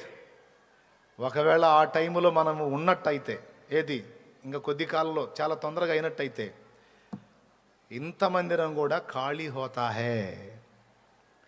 దానికి ముంగుర్తుగానే మొన్న కరోనా చిన్న జర్క్ ఇచ్చింది. స్తోత్రం. పెద్ద పెద్ద మందిరాలు సైతం బ్రేక్ అయిపోయినాయి, చిన్న మందిరాలు సైతం బ్రేక్ అయిపోయినాయి. ఆ పెద్ద వాటిల్లో ఇది కూడా ఒకటి కదా, దేవుని కృపతో. చూసారా మరి ఇందులో కూడా జరిగిందా? ఎంత? ఒక రోజా, 2 రోజులా, 3 రోజులా, కనీసం 3 నెలల పైచిలుకు. రేపు వాడి కాలంలో కూడా 3.5 సంవత్సరాలు బ్రేక్ అయిపోయింది. చెవులు గలవాడు ఆత్మస్వరం వినుగాక, భవిష్యత్తు సంభవం. 3.5 నెలలు చర్చి బ్రేక్ అయినట్టు. నిజంగా అండి, కరోనా టైములో ఎలాగైతే అందరినీ కంట్రోల్ చేసి కరోనా అందరినీ తన గుప్పెట్లో పెట్టుకుని గడగడగడ వణికించిందో, దేశ ప్రధానాధికారులు సైతం మాస్కులు పెట్టుకొని మనిషికి బారెడు దూరంగా కూర్చొని నానా బాధలు పడ్డారు కదా. రాజు నుంచి బీదవాని వరకు అందరికీ మాస్క్ వచ్చినట్టు రేపు వాడి పాలనలో ముద్ర వస్తుంది. ముఖానికి చేతికి, ముఖానికేమో మాస్కు, చేతికేమో గ్లౌజు. యాజ్ ఇట్ ఈజ్గా రేపు వాడి పాలనలో ముఖానికేమో నొసళ్ళ యందు ముద్ర, చేతి మీద ముద్ర. 3.5 నెలలు ఇది అల్లాడించింది. 3.5 ఏండ్లు వాడల్లాడిస్తాడు. 3.5 ఏండ్లు గుళ్ళో పూజలు లేవు, మసీదుల్లో నమాజులు లేవు, చర్చిల్లో ప్రార్థనలు లేవు. ఓకేనా? నేను అందుకే 2-3 సార్లు చెప్పాను కూడా, యాజ్ ఇట్ ఈజ్గా ఇది ఎలాగైతే వాతావరణం ఉందో ఇలానే వాడు వచ్చినప్పుడు ఉంటుంది లైన్లో అని చెప్పా. అలా జరిగింది. అప్పుడు ఇక అంతటా వాడిదే ఆరాధన, అంతా వాడికే భజన. ప్రతి ప్రాంతంలో వాడి విగ్రహం పెట్టేస్తాడు. ఆ విగ్రహానికి స్పెషల్ పవర్ ఉంటుంది. ఒక మనిషిలాగానే మనతో వ్యవహరిస్తుంటుంది అది. నేను చెప్పలా, బైబిల్లో ఉంది, అది మాట్లాడిద్దని ఉంది. చూస్తారా ఒక్కసారి ఆ వచనం? చూడండి, ప్రకటన గ్రంథం అదేదో అధ్యాయం, అదేదో వచనం. 13వ అధ్యాయము 14-15 వచనాల నుంచి చదువు తల్లి. కత్తి దెబ్బ తినియు బ్రతికిన ఈ క్రూర మృగమునకు ప్రతిమను ప్రతిమ అంటే బొమ్మను చేయవలెనని అది భూనివాసులతో చెప్పుచు ఆ మృగము ఎదుట చేయుటకు తనకి ఇయ్యబడిన సూచన వలన భూనివాసులు మోసపుచ్చుచున్నది. అది అబద్ధ ప్రవక్త అన్నమాట. ఓకే. మరియు ఆ మృగము యొక్క ప్రతిమ మాట్లాడినట్లును ఆ మృగము యొక్క ప్రతిమకు నమస్కారము చేయని వారిని హతము చేయనట్లును ఆ మృగము యొక్క ప్రతిమకు ప్రాణమిచ్చుటకై దానికి అధికారం ఇయ్యబడెను. ఈ విధంగా సపోర్ట్ చేసేది ఎవరయ్యా అంటే ఘట సర్పమేనా? పైన చెబుతున్నాడు. మరియు భూమిలో నుండి మరి ఒక క్రూర మృగం పైకి వచ్చడం చూచింది. గొర్రెపిల్ల కొమ్ము అంటే 2 కొమ్మలు దానికి ఉండి అది ఘట సర్పం వల్ల మాట్లాడుచుండాను. అది రైట్. ఘట సర్పం అబద్ధ ప్రవక్త కాదు. వాళ్ళ లైన్లోకి వస్తాడు, ఇంకొక లైన్లోకి వస్తాడు. మొత్తం దుష్టత్రయం, ముగ్గురు. ఘట సర్పం ఒకటి, క్రూర మృగం అంటే అంత్య అబద్ధ క్రీస్తు, అబద్ధ ప్రవక్త. డైరెక్ట్గానే ఉంటుంది స్టేట్మెంట్. ముగ్గురు. దీన్ని దుష్టత్రయం అంటారు, దైవత్రయం లాగా. త్రియేక దేవుడైన యెహోవాను అన్నట్టు దైవత్రయం లాగా ఇది దుష్టత్రయం అన్నమాట. త్రయం ముగ్గురు, త్రయం అది. సరే, పక్కన పెడదాం ఆ విషయాన్ని. తర్వాత చదువు తల్లి. మృగము యొక్క ప్రతిమ మాటలాడునట్లును ఆ మృగము యొక్క ప్రతిమకు నమస్కారము చేయని వారిని హతము చేయునట్లును ఆ మృగము యొక్క ప్రతిమకు ప్రాణమిచ్చుటకై దానికి అధికారం ఇయ్యబడినో. కాగా కొద్దివారు గాని గొప్పవారు గాని ధనికులు గాని దరిద్రులు గాని స్వతంత్రులు గాని దాసులు గాని అందరూ తమ కుడి చేతి మీదనైనను తమ నొసటి యందైనను ముద్ర వేయించుకొనున్నట్లును ఆ ముద్ర అనగా ఆ మృగము పేరైనను దాని పేరిటి సంఖ్య అయినను గలవాడు తప్ప క్రయ విక్రయములు అంటే కొనటం గాని అమ్మటం గాని చేయుటకు మరి ఎవనికి అధికారము లేకుండునట్లును అది వారిని బలవంతము చేయుచున్నది.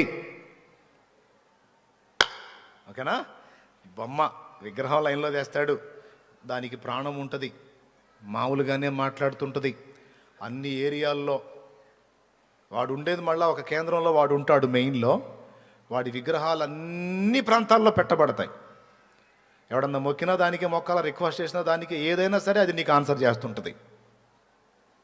అలాంటి సౌకర్యం అందుబాటులోకి తెస్తాడు వాడు. హలో, ఏ సినిమా నై, ఏ ఒరిజినల్ హై, అచ్చా సునో నైతో కామ్ ఖతం హోతా. దేవునికి స్తోత్రం, హల్లెలూయా. ఇది ఒరిజినల్గా జరగబోతున్న విషయం. ఆ తర్వాత ఇక భూ ప్రజలంతా వాడికి దాసులైపోతారు. సంఘం మాత్రం రివర్స్ అయింది. ఇక భూమి మీద వాడికి శత్రువులు ఎవరు? భూమి మీద వాడికి యుద్ధం ఎవరితో అంటే పరిశుద్ధులతో. ఎవరు పరిశుద్ధులు అంటే క్రీస్తు రక్తము చేత విమోచింపబడిన దేవుని సంఘము. అందరిని చెదరగొట్టేస్తాడు. నక్సల్స్ అడవిలోకి పోయి తలదాచుకున్నట్టు అంత్యకాలములో సంఘము అంత్య అబద్ధ క్రీస్తు చేత ఘోర శ్రమలు పొందుతుంది. ఆయన సంఘమునకేమి కాకుండా దేవుడు అద్భుతంగా కాపాడుకుంటాడు. ఎలా అంటే దానియేలు, షడ్రకు, మేషకు, అబేద్నెగోల ఉదంతం. షడ్రకు, మేషకు, అబేద్నెగోలను అగ్నిగుండంలో వెయ్యకుండానే ఆపగలడు దేవుడు. కానీ ఆపలా, అగ్నిలో పడనిచ్చాడు. కానీ అగ్ని వారికి ఏమీ చేయకుండా క్షేమంగా బయటికి తీసుకొచ్చాడు. ఒక మాట చెప్పనివ్వండి, అగ్నిలో పడకముందే దేవుడు ఆపొచ్చు. అలా ఆపటం వల్ల రెండు మనం లాస్ అవుతాం. నంబర్ 1, షడ్రకు, మేషకు, అబేద్నెగోల యొక్క తీర్మానంలోని స్థిరత్వం మనకు అర్థం కాదు. ఆ పరీక్షలో వాళ్ళు పాసా ఫెయిల్ అనేది మనకు అర్థం కాదు. నంబర్ 1. నంబర్ 2, అగ్నిగుండంలో వెయ్యబడకముందే వాళ్ళు ఆపబడ్డట్టయితే దేవునికి అంత మహిమ రాదు. దేవుని మహిమను జనం చూసే అవకాశం దొరకదు. సో ఈ 2 కారణాలను బట్టి శిక్ష విధించనిచ్చాడు, అగ్నిలో వెయ్యనిచ్చాడు. అగ్నిలో వేసిన వాళ్ళు కూడా తెచ్చారు, వాళ్ళని లోపలికి ఇసిరిన వాళ్ళు తెచ్చారు. ఆ అగ్ని దెబ్బకి. మరి రాజాజ్ఞ, వాళ్ళు లేసేండ్రా అన్నాడు. వాళ్ళు వేయలే, కాలుతుంది సార్, అమ్మ ఈ మంటలేను సార్, వేయలేము సార్ అంటే వీళ్ళని లేసేండ్రా అంటాడు ముందు. అందుకని వాళ్ళని ఎత్తుకొని వేయటానికి పోయారు. వాళ్ళని విసిరేటప్పుడే ఆ అగ్ని శిఖలు ఉంటాయి కదా, వచ్చి తగిలినాయి, చచ్చిపోయారు అక్కడే. కానీ లోపల విసరబడ్డ వాళ్ళని మాత్రం అగ్ని ఏమీ చెయ్యలేదు. అగ్ని ఏడంతలై పండుచుండినను, అగ్ని ఏడంతలై పండుచుండినను, అగ్ని బలమును పంచలేదులే నీ ప్రియుల దేహాలను. అగ్ని బలము చల్లారెనే, శత్రు సమూహము అల్లాడెనే. అగ్ని బలము చల్లారెనే, శత్రు సమూహము అల్లాడెనే. నేను నీ స్వాస్థ్యమే, నీవు నా సొంతమే, నా స్తోత్ర బలులన్నీ నీకేనయ్యా. నేను నీ స్వాస్థ్యమే, నీవు నా సొంతమే, నా స్తోత్ర బలులన్నీ నీకేనయ్యా.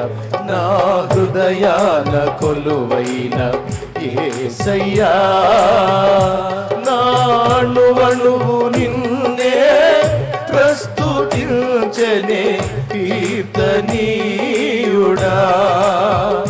నా హృదయార్పణతో ప్రణమిల్లదని నీ సన్నిధిలో పూజారుడా. నా హృదయార్పణతో ప్రణమిల్లెదని నీ సన్నిధిలో పూజారుడా. నా హృదయాన కొలువైన యేసయ్యా. హల్లెలూయా. అగ్నిలోకి వేయకుండా ఆపలేదు, కానీ అగ్ని వారిని ఏమీ చేయకుండా కాపాడాడు. దానియేలును సింహాల గుహలో వేయకుండా ఆపగలడు, కానీ ఆపలా. వేయనిచ్చాడు.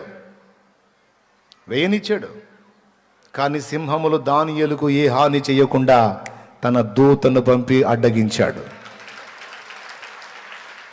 అంత్యకాల శ్రమలలో మనల్ని ఉండకుండా తీసుకెళ్తాడు అని కొంతమంది నమ్మారు. నో, ఉంచుతాడు.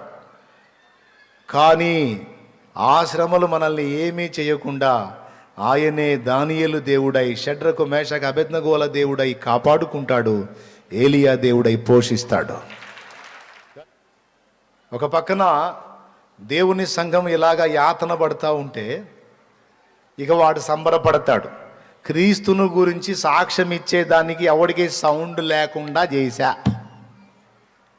ఇప్పుడు ఇక యేసు క్రీస్తును గురించి, నజరేయుడైన యేసును గురించి సాక్ష్యం ఇచ్చేదానికి పాస్టర్ కానీ, పరిచారకుడు కానీ, విశ్వాసి కానీ మొత్తం పరార్. ఎవడైనా ఉన్న ముసుగులో ఉండటమే, ఎవడో బయటికి వచ్చే ప్రసక్తే లేదు. ఇక నాకు ఎదురు లేదని వాడు పండగ చేసుకుంటుంటాడు. వాడి కర్మగాలి ఇద్దరు సాక్షులు లైన్లోకి వస్తారు. యూదా దేశములో ఇద్దరు సాక్షులు వాయిస్ రేజ్ చేస్తారు. వాళ్ళు నోరు తెరిచి మాట్లాడతారు, భూప్రజలారా, ఇప్పుడు మీరు చూస్తున్నవాడు నిజమైన క్రీస్తు కాదు, వీడు అబద్ధ క్రీస్తు. నిజమైన క్రీస్తు ఎవరో తెలుసా? సిలువలో ప్రాణం పెట్టి తిరిగి లేచిన నజరేయుడు యేసే.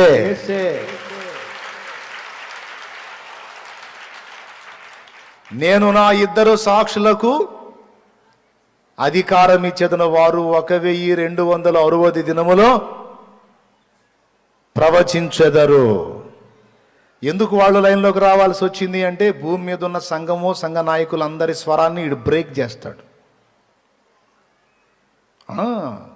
తొక్కి పట్టేస్తాడు. అక్కడ ఎవరు నోరు తెరవకుండా హుకుం జారీ చేసి అంతటా బ్రేక్. ఎవడు కూడా కూటాలు పెట్టం కానీ, ప్రార్థనలు కానీ, ఎక్సెట్రా మాట్లాడే పని లేదు. ఎవడనట్లా కనపడితే అడౌట్. అంటే ఇక ఎవరు వచ్చి కూటం పెడతారు? ఎక్కడన్నా నలుగురు కూడేసి అయ్యగారు వాక్యం చెబుతున్నాడు అనుకో, ఆ నలుగురిని ఎత్తుతారు, అయ్యగారిని కూడా ఎత్తారు. అయ్యగారు చెబితే విన్నారా, వద్దంటే ఇప్పుడు తీసుకెళ్తున్నారు, ఏం చేస్తారో ఏమో అనరో సంతోషంగా. చెరసాలలో వేసిన సంకెళ్ళు బిగించిన స్తుతి పాటలే పాడుమా, ప్రభు యేసునే వేడుమా. స్తుతి పాటలే పాడుమా, ప్రభు యేసునే వేడుమా, ప్రభు యేసునే వేడుమా. హల్లెలూయా పాట, యేసయ్య పాట పాడాలి ప్రతి చోట, పాడాలి ప్రతి నోట. హల్లెలూయా పాడాలి ప్రతి చోట,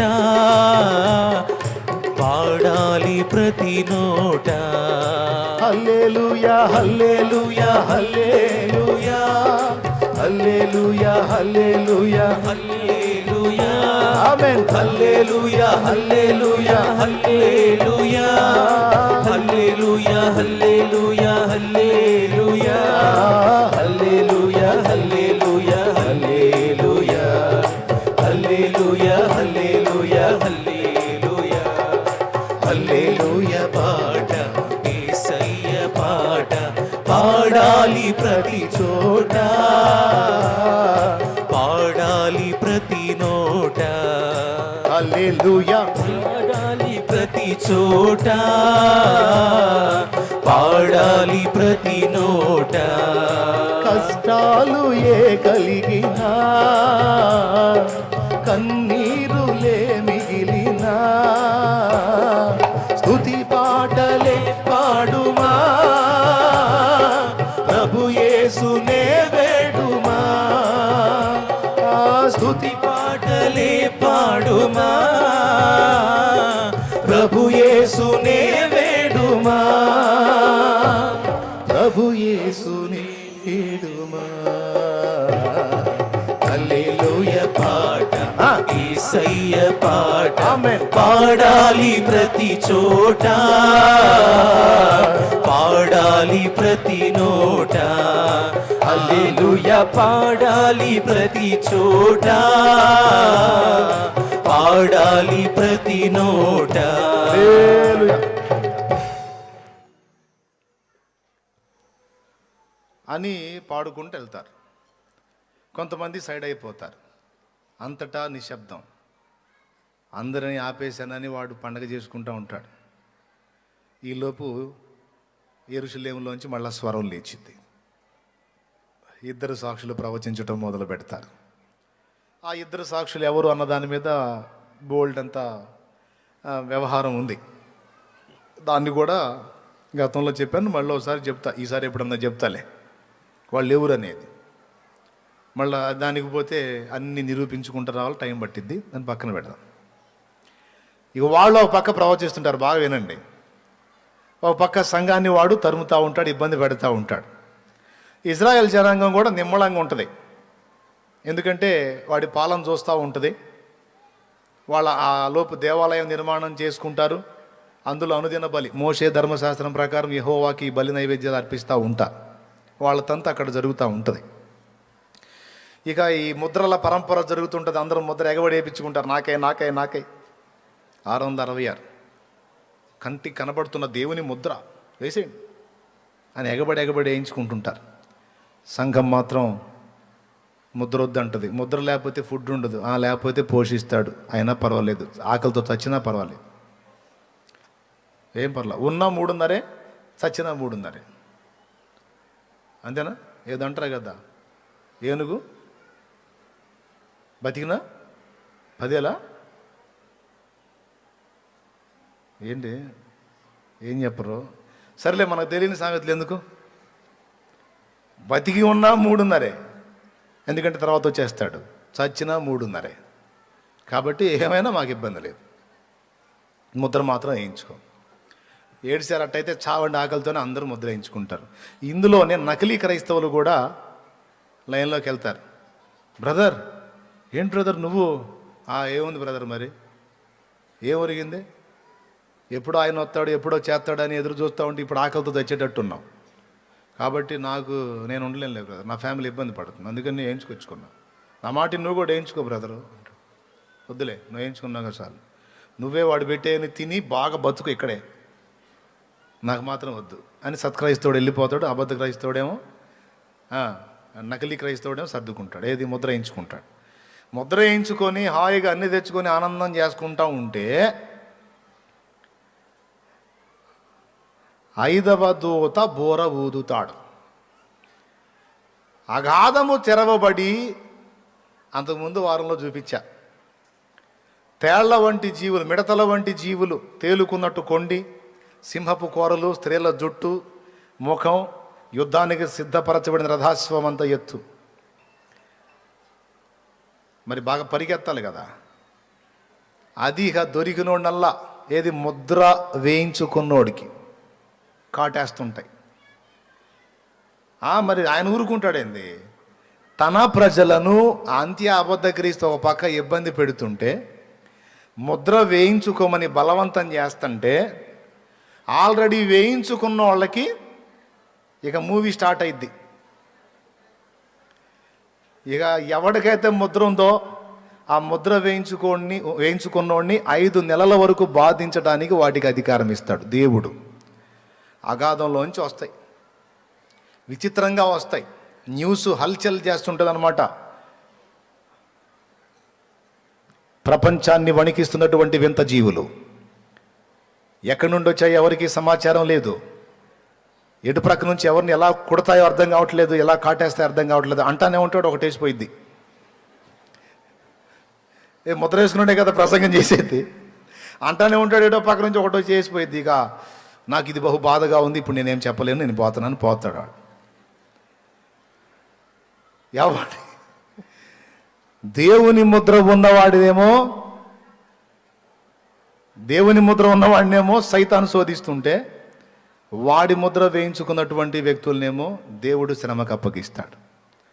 5 నెలలు అది కుట్టి బాధ పెట్టడానికి. కుట్టడం అంటే కాటు, దాని పేరు మిడత అన్నాడు, కానీ మిడత కాదు. స్త్రీల జుట్టు, సింహపు కూరలు, అందాక ఫోటో వేసాడు దాని మీద. ఆ భయంకరమైన ఆకారం, తోక సర్పంలాగా ఉంటుంది, దానికి తోక కొండి టచ్ చేస్తుంది అంతే సైలెంట్గా. ఇక కుయ్యో ముర్రో.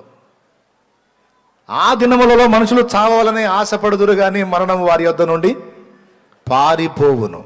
అది అలా ఉంటుంది దాని ఆకారం, అలా ఉంటుంది దాని ఆకారం, అలాగొచ్చేస్తుంది, టచ్ చేస్తుంది. ఇక అంతే, కుయ్యో ముర్రో. తేలు గుట్టినప్పుడు బాధ ఎంతమందికి తెలుసండి? చేతులు ఎత్తండి, తేలు చేత గుట్టించుకున్న వాళ్ళు సరిగ్గా చేతులు ఎత్తాలి.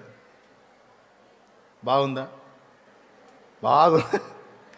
భయంకరమైన నొప్పి కదా. ఇలాగా 5 నెలలు వీళ్ళకి టార్చర్. వాడు కూర్చోలేడు, నిద్రపోలేడు, పండుకోలేడు. ఎత్తైన కొండరాయి చూసుకొని దూకుతాడు చచ్చిపోతామని, ఆ బాధ తట్టుకోలేక కాళ్ళు చేతులు మొత్తం పచ్చడైపోయి బతికే ఉంటాడు. ఈ బాధ కాక మళ్ళీ అదనంగా ఆ బాధలో వాడిని హాస్పిటల్లో తీసుకెళ్ళి చేర్చి వాడికి అన్ని ట్రీట్మెంట్ చేసేవాడు కూడా ఉండడు. వాడికి అలాంటి ప్రయోగాలు చేస్తూ ఉంటుంటే వాళ్ళకు కూడా పడతాయి కాట్లు. వాడు అన్ని కట్లు కట్టుకొని కూర్చుంటే మళ్ళీ ఒకటో చేసిపోయి.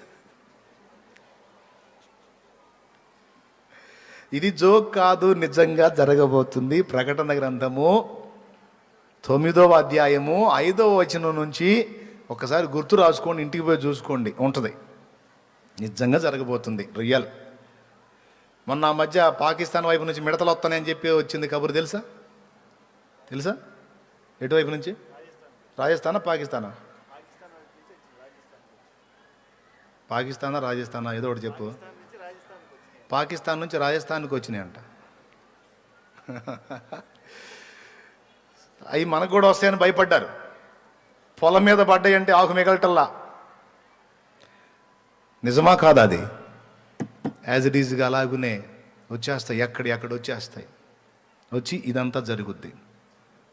ఈ విధంగా 3.5 సంవత్సరాలు వాడు సంఘాన్ని ఇబ్బంది పెడితే ఆ 3.5 సంవత్సరాలు రకరకాల ప్రతికూల పరిస్థితులతో దేవుడు ముద్ర బ్యాచ్ని, వాడి ముద్ర వేయించుకున్న వాళ్ళకి చూపిస్తాడు. పట్టపగలే నక్షత్రాలు. అయితే అటుంచు, వీళ్ళు అడుగుతుంటారు, అయ్యా క్రీస్తు ప్రభువా, నువ్వే కదా దేవుడివి, నీ అనుమతి లేకుండా ఎక్కడి నుంచి వస్తున్నాయి, ఎలా కొడుతున్నాయి, ఏదైనా నేను చూసుకుంటాను, నేను చేస్తాను అన్నావు కదా, ఏంది మాకు ఈ బాధను అడుగుతుంటారు. వాడికి అర్థం కాదు, వాడికి తెలుసు ఏం జరుగుతుందో, దేవుని దగ్గర నుండి ఉగ్రత వస్తుందని. వాడేదో మాటలు చెప్తాడు, ఇదంతా కుట్ర జరుగుతుంది, నేను చేస్తాను అంటుంటాడు. ఏం చేస్తాడు? ఇలాగా 3.5 సంవత్సరం వ్యవస్థ జరుగుద్ది అన్నమాట. ఆ 3.5 ఏండ్ల కాలంలో సంఘము ఘోరముగా అంత్య అబద్ధ క్రీస్తు చేత ఇబ్బందులు ఎదుర్కొంటుంది, అయినా దేవుని చేత కాపాడబడుతుంది. ఓకే, ఇశ్రాయేలు జనాంగం ప్రత్యక్ష గుడారపు తాలూకు నమూనా వేసుకొని బలిపీఠం నిర్మించి అనుదిన బలి అర్పణ మామూలుగా జరిగిస్తుంది. 3.5 ఏండ్ల ముగింపులో ఈలోపు సంఘమంతా మౌనంగా ఉంటే 2 సాక్షుల ద్వారా భూమి మీద క్రీస్తుకు సాక్ష్యం ఉంటానే ఉంటుంది. క్రీస్తుకు సాక్ష్యం లేకుండా ఉండదు. అంతా నోరు మూపించాను అనుకోగానే 2 సాక్షులు లెగుస్తారు. వాళ్ళని అడ్డగించడానికి ఎవడి వల్ల కాదు, ఎందుకంటే వాళ్ళకు కూడా అతీత శక్తులు ఇస్తాడు దేవుడు. వాడిని ముట్టడానికి ఎవడికి కూడా దమ్ము ఉండదు అన్నమాట. వాళ్ళని పాడు చేయడానికి ఎవడికి దమ్ము ఉండదు, అంత పవర్ ఇస్తాడు వాళ్ళకిద్దరికి. ఇక వాళ్ళు మండుతూ ఉంటారు, ప్రపంచం మొత్తాన్ని హెచ్చరిక చేస్తూ ఉంటారు, ప్రజలారా వీడిని నమ్మకండి, నజరేయుడుగు యేసే నిజరక్షకుడు, నజరేయుడుగు యేసే క్రీస్తు, వీడు అబద్ధ క్రీస్తు అని సాక్ష్యం ఇస్తారు. చివరికి వాళ్ళను కూడా యుద్ధం చేసి వాళ్ళని చంపుతాడు. చంపిన తర్వాత ఎవరు? వీడు. ఎందుకంటే అందరు నోరు మూస్తే ఎళ్ళగొడవేందని వాళ్ళని చంపటానికి అక్కడున్న స్థానికులు అంటే ఇజ్రాయేలీయులు కూడా సహకరిస్తారు. వేసేస్తాడు 2ని. అంటే దేవుడు అనుమతి, చనిపోవటానికి ఇస్తాడు. వాళ్ళు చనిపోతారు, వాళ్ళ శవాలు భూమి మీద ఉంటాయి. ఇప్పటిదాకా మనమంతా ఇన్ని బాధలు పడటానికి వీళ్ళే కారణం అంటాడు వాడు. ఎవరు?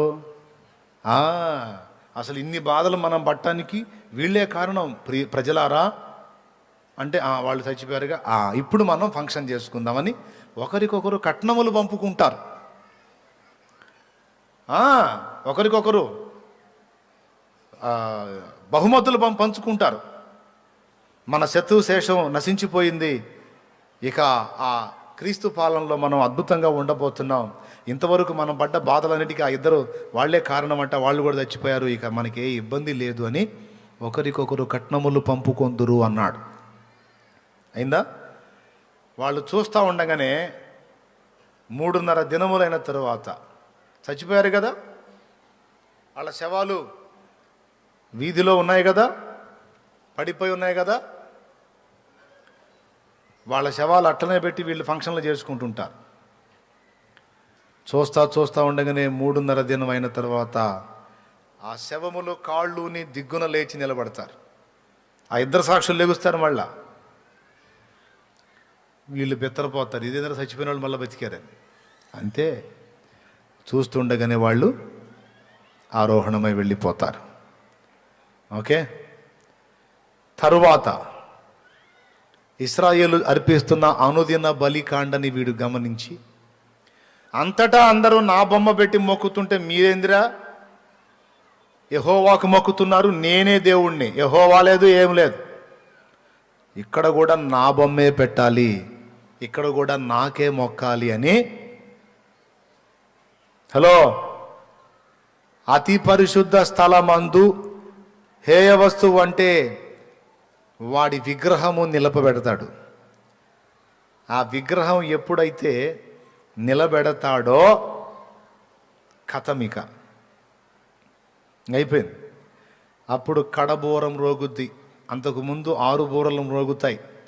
ఒక్కొక్క బోరం రోగినప్పుడు ఒక్కొక్క సంభవం. 5వ దూత బోర ఊదినప్పుడు మిడతల వంటి జీవులు బయటకు వచ్చిందని చెప్పాగా, తర్వాత 6వ దూత బోర, తర్వాత వీడు ఎప్పుడైతే ఇశ్రాయేలు ఆరాధించే ప్రత్యక్ష గుడారం అతి పరిశుద్ధ స్థలంలో వీడి విగ్రహం పెట్టిస్తాడో, ఆ విగ్రహాన్ని లోపలికి తీసుకెళ్తా ఉంటేనే దూత బోర పట్టుకుని రెడీగా ఉంటాడు. ఎప్పుడైతే వాడు అక్కడ దాన్ని నిలుపుతాడో అప్పుడు గంభీర స్వరంతో అని మోగింది బోర. అది ఎప్పుడైతే మోగిందో ఇక భూమి మీద ఉన్న పరిశుద్ధులు ఎవ్వరికి కనపడరు. ఇక సంఘం ఎత్తబడుద్ది.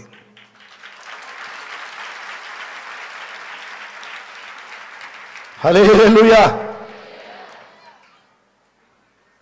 సంఘం ఎత్తబడిపోద్ది. ఇక మొత్తం ఎక్కడ సార్వత్రిక సంఘం మొత్తం పరిశుద్ధులు, యేసుక్రీస్తుని సొంత రక్షకునిగా అంగీకరించి మారు మనసు పొంది బాప్తిస్మం పొందిన పరిశుద్ధులు అందరూ ఎత్తబడతారు. ఎక్కడికో తెలుసా? మధ్యాకాశానికి. ఎందుకో తెలుసా? అక్కడ వచ్చేసాడు రారాజు, వచ్చేసాడు రాజాదిరాజు. అక్కడ ఉన్నాడు. ఇంటికాడ గుడారం దగ్గర నుండి ఇస్సాకు పొలములోకి వచ్చాడు. తనున్న ప్రదేశం నుండి రెబెకా పొలములోనే ఇస్సాకును కలుసుకున్నట్టు, భూమి మీద నుండి సంఘం, పరలోకము నుండి ప్రభువు ఇద్దరు మధ్యాకాశంలో కలుసుకుంటారు. జాగ్రత్త జాగ్రత్త, నొప్పులు, చేతులు నొప్పులు, మళ్ళీ ఇబ్బంది.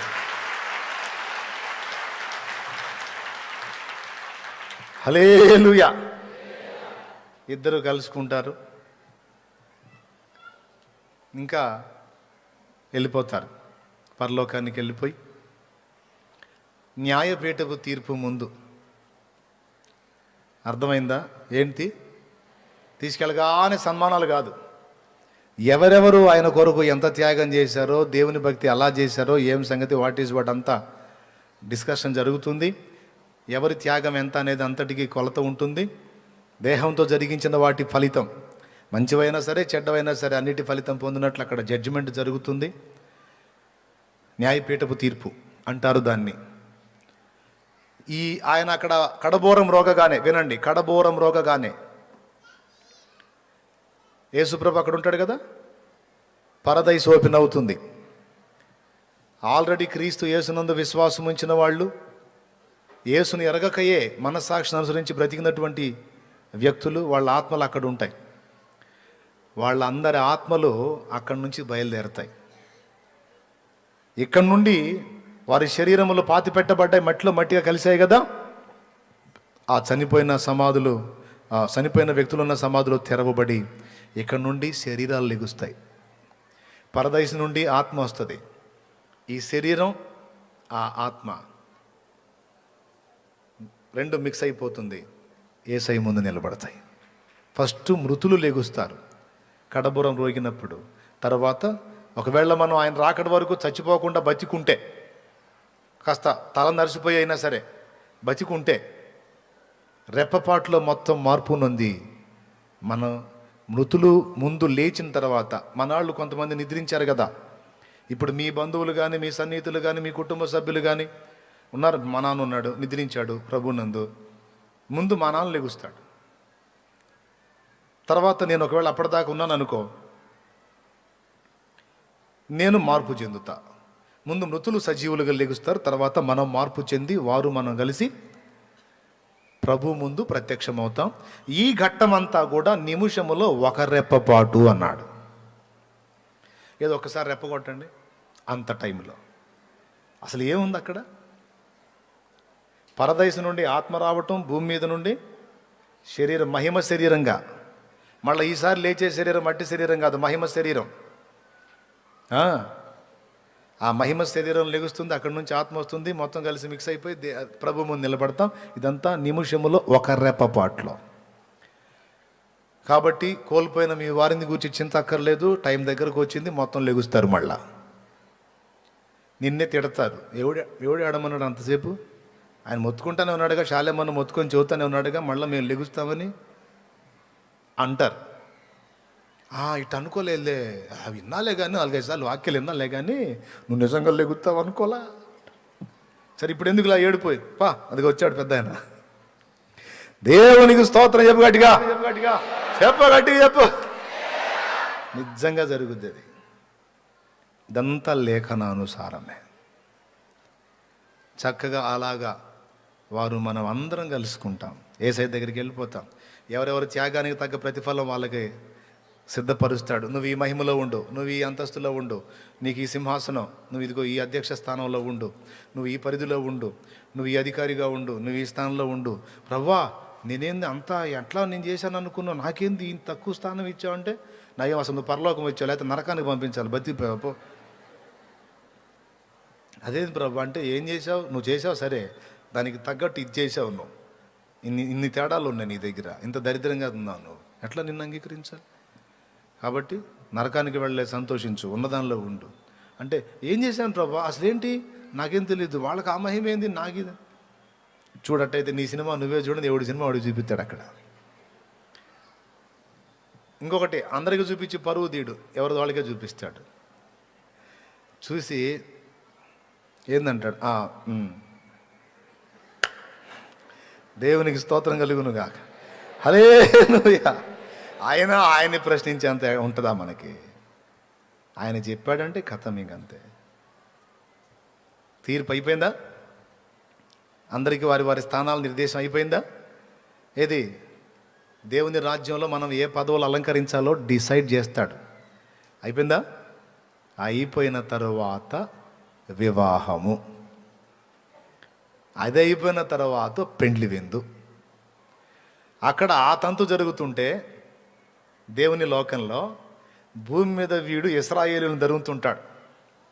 అప్పటిదాకా వీళ్ళు ఏమి నమ్మారు? వీడే క్రీస్తుని నమ్మారుగా. ఇప్పుడు వాళ్ళు ఎవరు క్రీస్తుని నమ్మారో వాడు వాళ్ళని నాశనం చేయడానికి మొదలు పెడతాడు. అది మత్తయి సువార్త 24లో యేసయ్య చెప్పింది. నాశనకరమగు హేయ వస్తువు పరిశుద్ధ స్థలమందు నిలుచుట మీరు చూచినప్పుడు యోదయలో ఉండు వారు కొండలకు పారిపోవలెను. ఆ దినములలో గర్భిణులకు పాలిచ్చు వారికి శ్రమ. ఆ దినము విశ్రాంతి దినమందైనను చలికాలములోనైనను రాకుండవలెనని ప్రార్థన చేయండి అన్నాడు. ఎవరిని గురించి చెప్పిన మాట? సంఘాన్ని గురించి చెప్పిన మాట కాదు, ఇశ్రాయేలు జనాంగాన్ని గురించి చెప్పిన మాట.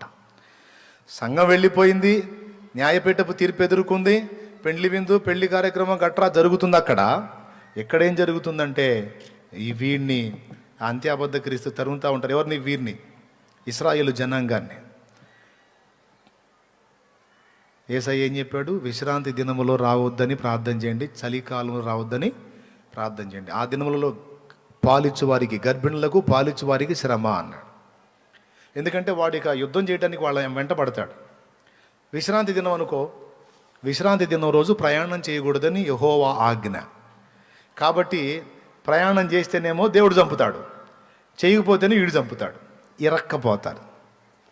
చలికాలంలో అనుకో పరిగెత్తలేరు, అట్లా కూడా చేస్తారు. అందుకని విశ్రాంతి దినంలోనైనాను చలికాలం అందైనను రాకుండా చూసుకోండి అన్నాడు, ప్రార్థన చేయండి అన్నాడు. మనకు ఆ ప్రాబ్లం లేదు, ఎందుకంటే మన విశ్రాంతి దినాచారం చేయంగా. హల్లెలూయా.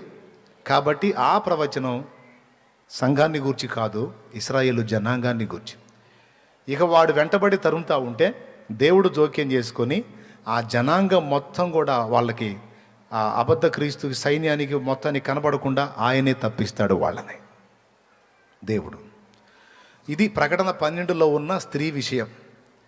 అరణ్యములోనికి ఎగురున్నట్లు ఆ స్త్రీకి రెక్కలొచ్చి ఎగిరిపోయిందన్నాడు. అంటే వాళ్ళని అరణ్యంలో తలదాచుకొని, వాళ్ళ అరణ్యంలో తలదాచుకున్న తర్వాత వాళ్ళు ఎక్కడున్నారో అర్థం కాకుండా వాళ్ళని మరుగు చేస్తాడు 3.5 ఏండ్లు. ఈ 3.5 ఏండ్లేమో వీళ్ళకి ఇక్కడ శత్రు భయం. ఎవరికి? ఇశ్రాయేలుకి. మనకు అక్కడేమో న్యాయపీఠపు తీర్పు, పెండ్లి విందు. క్రొత్త పెళ్లి కూతురు కోయిలమ్మ, మంగళమే యేసునకు పాడరామా. క్రొత్త పెళ్లి కూతురు కోయిలమ్మ, క్రొత్త పెళ్లి కూతురు కోయిలమ్మ, మంగళమే యేసునకు పాడరమ్మా. కొత్త ఆకాశము పెళ్లి పందిరమ్మా, కొత్త భూమే పెళ్లి పీఠమ్మా. కొత్త పెళ్లి కూతురు కోయిలమ్మ, మంగళమే యేసునకు పాడరమ్మా. కొత్త ఆకాశము పెండ్లి పందిరమ్మా, కొత్త భూమి పెండ్లి పీఠమ్మా, కొత్త పెళ్లి కూతురు కోయిలమ్మా. దేవునికి స్తోత్రం. ఆ తరువాత ఆ 3.5 ఏళ్లలో ఆ కార్యక్రమాలన్నీ అయిపోతాయి. ఈలోపు 3.5 సంవత్సరం ఇక్కడ గడిచిపోయింది భూమి మీద. ఇశ్రాయేలు మళ్ళా వాడి చేత తరంబడతారు. ఆ తరంబడే పరుగులాటలోనే వాళ్ళ కళ్ళు తెరవబడతాయి. అమ్మ వీడు ఇంకా మనల్ని వదిలిపెట్టలేదు, ఈసారి మొత్తం ప్రజలందరూ నేర్చుకొని వెంటబడ్డాడు, ఇక అయిపోయామరా మనం తప్పించుకోలేము. ఎందుకంటే ఆ 3.5 ఏళ్ళు దేవుని కాపుదల వాళ్ళకు ఉంది కదా, అది తీసేస్తాడు దేవుడు. ఇక వాడు వీళ్ళని ఎదుర్కొంటాడు. వీళ్ళకి అక్కడి నుంచి పరిగెత్తుతారు. ఎక్కడికి పరిగెత్తుతారంటే, ఏ ఒలీవల పర్వతం మీద, ఏ ఒలీవల కొండ మీద నుండి యేసు ఆరోహణమై వెళ్ళాడో ఆ కొండ దగ్గరికి పరిగెత్తుతారు. ఏమన్నా తెలుసా? రక్షకుడా యేసు, అయ్యయ్యయ్యో, నిన్న మేము సిలువ వేసింది, నిన్న అవమానపరిచింది, అయ్యో మా పితరులు ఎంత దోషం చేశారు, మేమెంత గుడ్డివారం ప్రభువా, అయ్యో అని తమ ఏక కుమారుని విషయమై ఒకడు ప్రలాపించినట్టు ఇశ్రాయేలు రొమ్ము కొట్టుకొని ఏడుస్తారట. ఎవరిని కూర్చో తెలుసా? తాము పొడిచిన నా విషయమై వాళ్ళు ప్రలాపిస్తారన్నాడు. అర్థమైందా? మీరు మళ్ళా నన్ను అడిగితేగా నేను రానని చెప్పి వెళ్ళాడు, గుర్తుందా యేసయ్య? మీరు మళ్ళా నన్ను ఆహ్వానిస్తేనేగా నేను రానని చెప్పి వెళ్ళాడు. ఇప్పుడు మొత్తుకుంటారు, ఇక అయ్యా రక్షకుడా అని రమ్మని కేకేస్తారు. ఈ ఒలీవలో కొండ దగ్గరికి వచ్చేటప్పటికి తరుముతుంటాడు వాడిక. ఈలోపు అక్కడ కార్యక్రమాలన్నీ అయిపోతాయి. ఇక సంఘముతో ప్రభువు బయలుదేరతాడు. ఏ ఒలీవలో కొండ దగ్గరకు వచ్చి వాళ్ళు అక్కడ ఆయన కేక వేశారో, ఆయన విషయంలో ఏడ్చి ప్రలాపించారో, ఆ కొండ మీదకి వచ్చి ఆ కొండ మీద కాలు ఇలా మోపుతాడు. ఎప్పుడైతే ఆ కొండ మీద కాలు మోపాడో కొండ రెండుగా చీలిపోతుంది.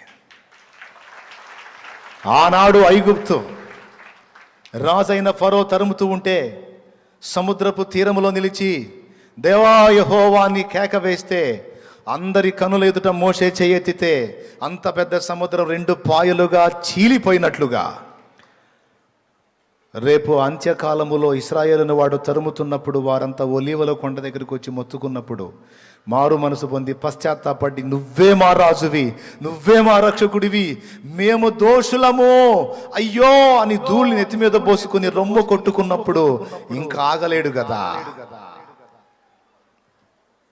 అడవి ఒలీవ మొక్కలమైన మనల్ని ఇంత ప్రేమించిన వాడు అసలు చెట్టుని ఎందుకు వదిలిపెడతాడు? వచ్చేస్తాడు. ఇక వచ్చి ఆ కొండ మీద కాలు పెడితే 2గా చీలి మధ్య లోయ ఒకటి ఏర్పడుద్ది. అర్థం ఏంటో తెలుసా? అర్జెంటుగా లోయలోకి వెళ్ళిపోండి మీరందరూ. ఇక మొత్తం కలిసి ఆ లోయలోకి వచ్చేస్తారు. ఇశ్రాయేలు మొత్తం ఆ లోయలో దాచేస్తాడు. వాడు వీళ్ళని ఎదుర్కోకుండా దాచేసి ఇక వాళ్ళకి, ఎవరికి? శత్రు సైన్యాలకి, అంత్య అబద్ధ క్రీస్తుకి, ఆ క్రూర మృగానికి యేసయ్య ఎదురుపోతాడు. అప్పుడు చూడవచ్చు యేసయ్య యుద్ధం మనం. మరే గొర్రెపిల్ల అవతారం చూశారు ఇప్పటిదాకా. యోధా గోత్రపు సింహం అక్కడ కనపడతాడు మనకి. ద్రాక్షల తొట్టెలో ద్రాక్షలను ఒకడు త్రొక్కున్నట్లు ఆ దినమున గొర్రెపిల్ల ఉగ్రత దినమందు ఆయన త్రొక్కటం మొదలు పెడతాడు.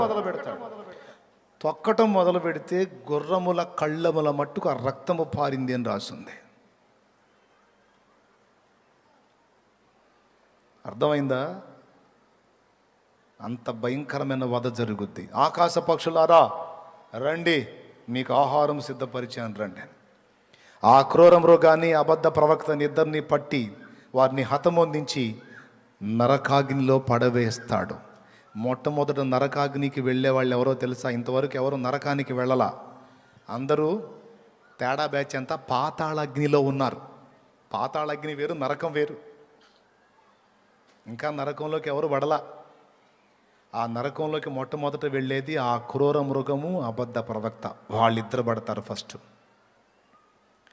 అర్థమైందా? ఇంకొకడు ఉన్నాడే ఘట సర్పం, సాతాను. వాడు లైన్లో ఉంటాడు. వాణ్ణి దూత పట్టి బంధించి అగాధము తెరచి అందులో వేసి 1000 సంవత్సరముల వరకు వాడు బయటికి రాకుండా అగాధాన్ని ప్యాక్ చేసేస్తాడు.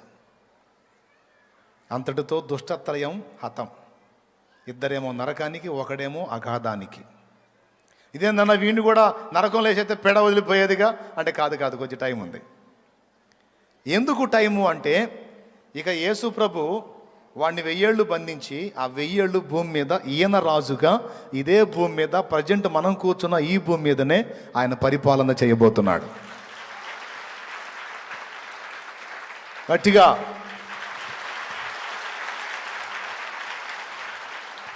ఈ ఘట్టం అంతా ఇంకా ఎంతో దూరంలో లేదు, దగ్గరకు వచ్చాం. అందుకు కొట్టండి చప్పట్లు. కొట్టారా? చప్పట్లు కొట్టారా? మెంటల్గా ప్రిపేర్ అయ్యి ఉండండి. చప్పట్లు కొట్టకనే సరికాదు, రేపు మోగిద్ది. ఆ మోతలో తట్టుకోవాలా, మనం సిద్ధపడాలి. ఓకే. కాల్చబడకపోతే స్వర్ణం విలువ పొందలేదు, చీల్చబడకపోతే మేఘం వర్షాన్ని ఇవ్వదు. కాల్చబడకపోతే స్వర్ణం విలువ పొందలేదు, చీల్చబడకపోతే మేఘం వర్షాన్ని ఇవ్వదు. దున్నబడకపోతే భూమి పంటనివ్వలేదు, చెక్కబడకపోతే శిల్పం కాదు. శ్రమల కొరిమిలో కాలకపోతే యేసు రూపు రాదు. నువ్వు శ్రమల కొరిమిలో కాలకపోతే యేసు రూపు రాదు. నమ్మునేస్తమా, ఇది సత్యం, వీడబోకుమా విశ్వాసం. నీ ఆశ నిరాశ కాదు, వేదన ఎందుకు? నీ కన్నీరు కలకాలముండదు, కలతే చెందకు.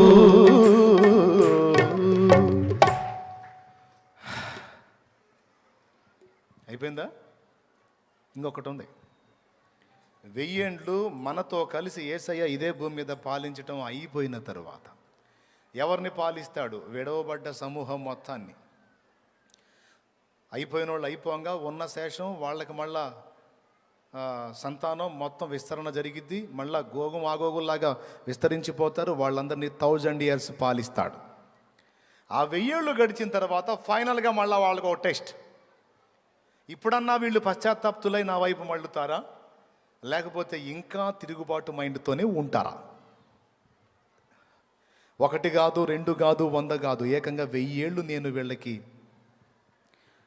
నీతి పాలన అంటే ఏంటో చూపించా.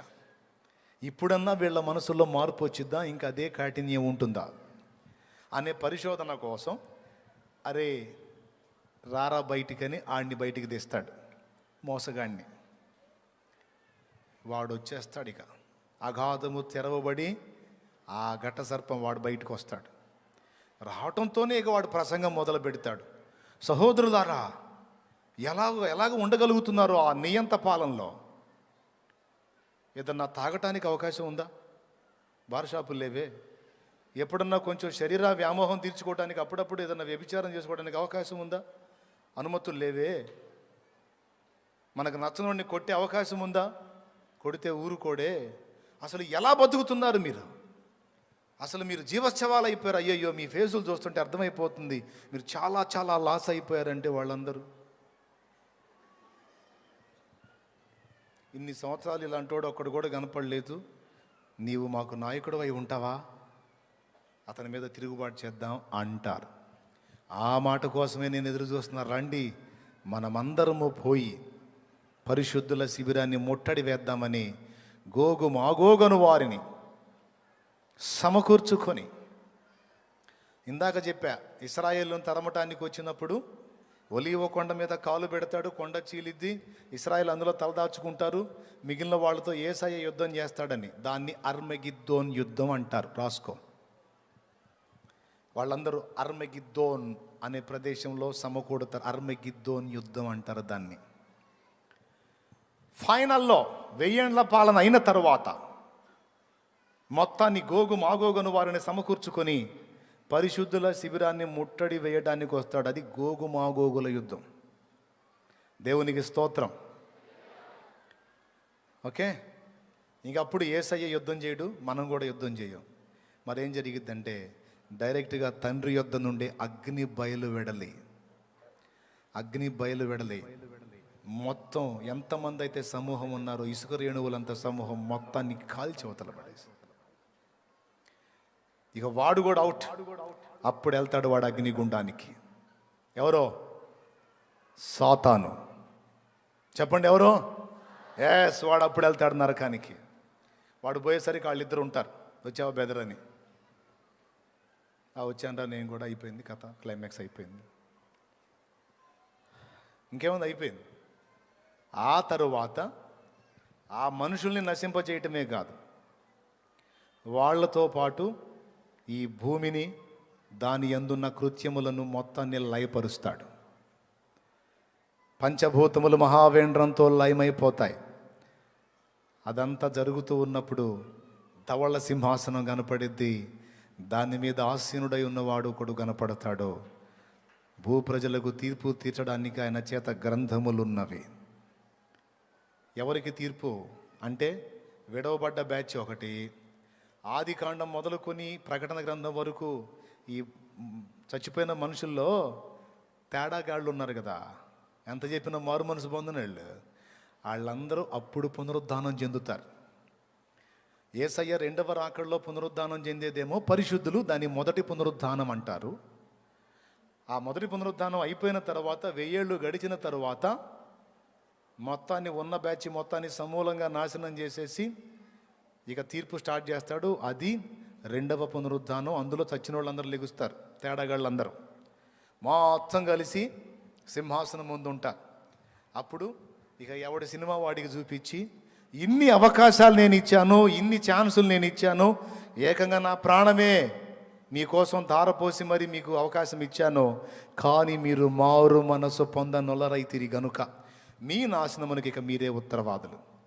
తప్పించుకునే ఛాన్స్ ఇవ్వకపోతే నాది తప్పు, ఛాన్స్ ఇచ్చినా నిర్లక్ష్యం చేసి మూర్ఖించి నా మీదే తిరుగుబాటు చేస్తే మీదే తప్పు. కనుక మొత్తం ఇక పదండి పంపిస్తాడు. అయిపోయిందా? వాళ్ళందరూ వెళ్ళిపోతారు నరకాగ్నికి.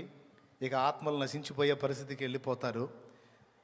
మరి ఇక ఉన్న భూమి ఆకాశం గట్రా పంచభూతములు మహావేంద్రంతో లయమైపోతాయి. మొత్తం టోటల్గా ఈ భూమండలం, దాని స్క్రిప్చర్ అంతా కూడా మొత్తం తొలగించబడిపోతుంది, అదృశ్యం అయిపోతుంది. మరి అంతా అయిపోతే ఇంకేముందంటే క్రొత్త భూమి క్రొత్త ఆకాశం మళ్ళీ ఇదే ప్లేస్కి వచ్చేస్తాయి. ఆ క్రొత్త భూమి క్రొత్త ఆకాశంలో నూతన సృష్టి ఎవరెవరు చేస్తారంటే ప్రభు అయిన క్రీస్తు, ఆయనతో పాటు ఆయన వధువైన సంఘము అనగా మనం. పాప సంబంధమైన అనుభవం ఎరిగి రక్షణానుభవం తెలుసుకున్న వ్యక్తి ఏమో భార్య, ఏ పాపం ఎరగని పరిశుద్ధుడేమో భర్త. భర్తకేమో పరిశుద్ధతను గూర్చి పరిపూర్ణత తెలుసు, భార్యకేమో పాపమును గూర్చిన పరిపూర్ణత తెలుసు. ఈ రెండు అనుభవాలు కలిగిన ఈ భార్యాభర్తల చేతులతో నిర్మితమయ్యే సృష్టి నూతన సృష్టి.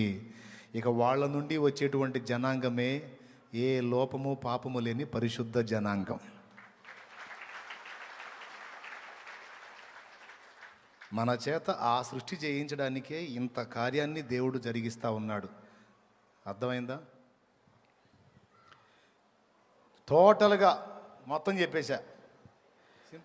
మానవుల రక్షింపను దేవుండు తన కుమారుని పంపెను. నా ప్రియమైన దేవుని బిడ్డలారా, నయానో భయానో నవ్విస్తూ కవిస్తూనో నేను చెప్పినవన్నీ సత్యాలే. నేను నవ్వుతూ చెప్పినంత మాత్రాన చులకనగా తీసుకోకండి, కొంపలంటుకుపోతాయి. చెప్పిన మ్యాటర్ అంతా ఒరిజినల్గా జరగబోతుంది. గనుక ఈరోజు కోటాలు సమస్య కాదు, ఇక రాబోతున్న రోజులు భయంకరమైన దినాలు. గనుక అన్నిటికీ మనం ప్రిపేర్డ్గా ఉండాలి. అన్నిటికీ మనం సిద్ధపడి ఉండాలి. ఇప్పుడు నేను చెప్పిన ఈ అంశం మళ్ళా మీకు యూట్యూబ్లో అందుబాటులో ఉంటుంది. నీట్గా మొత్తం వినొచ్చు మీరు ప్రశాంతంగా. దేన్ని బట్టి, ఏ వచనాన్ని బట్టి మీరు ఈ విషయాలు చెప్పారనేది విడిగా నన్ను కలిస్తే నేను ఇంకా మీకు రిఫరెన్స్తో సహా క్లారిటీ ఇవ్వగలుగుతాను దేవుని కృపలో. కొన్నిటికి ఇచ్చాను, కొన్ని మీరు పర్సనల్గా కలిసినా లేకపోతే విడిగా ప్రకటన గ్రంథం ధ్యానంలో మీకు అన్నీ తెలియజేస్తాను.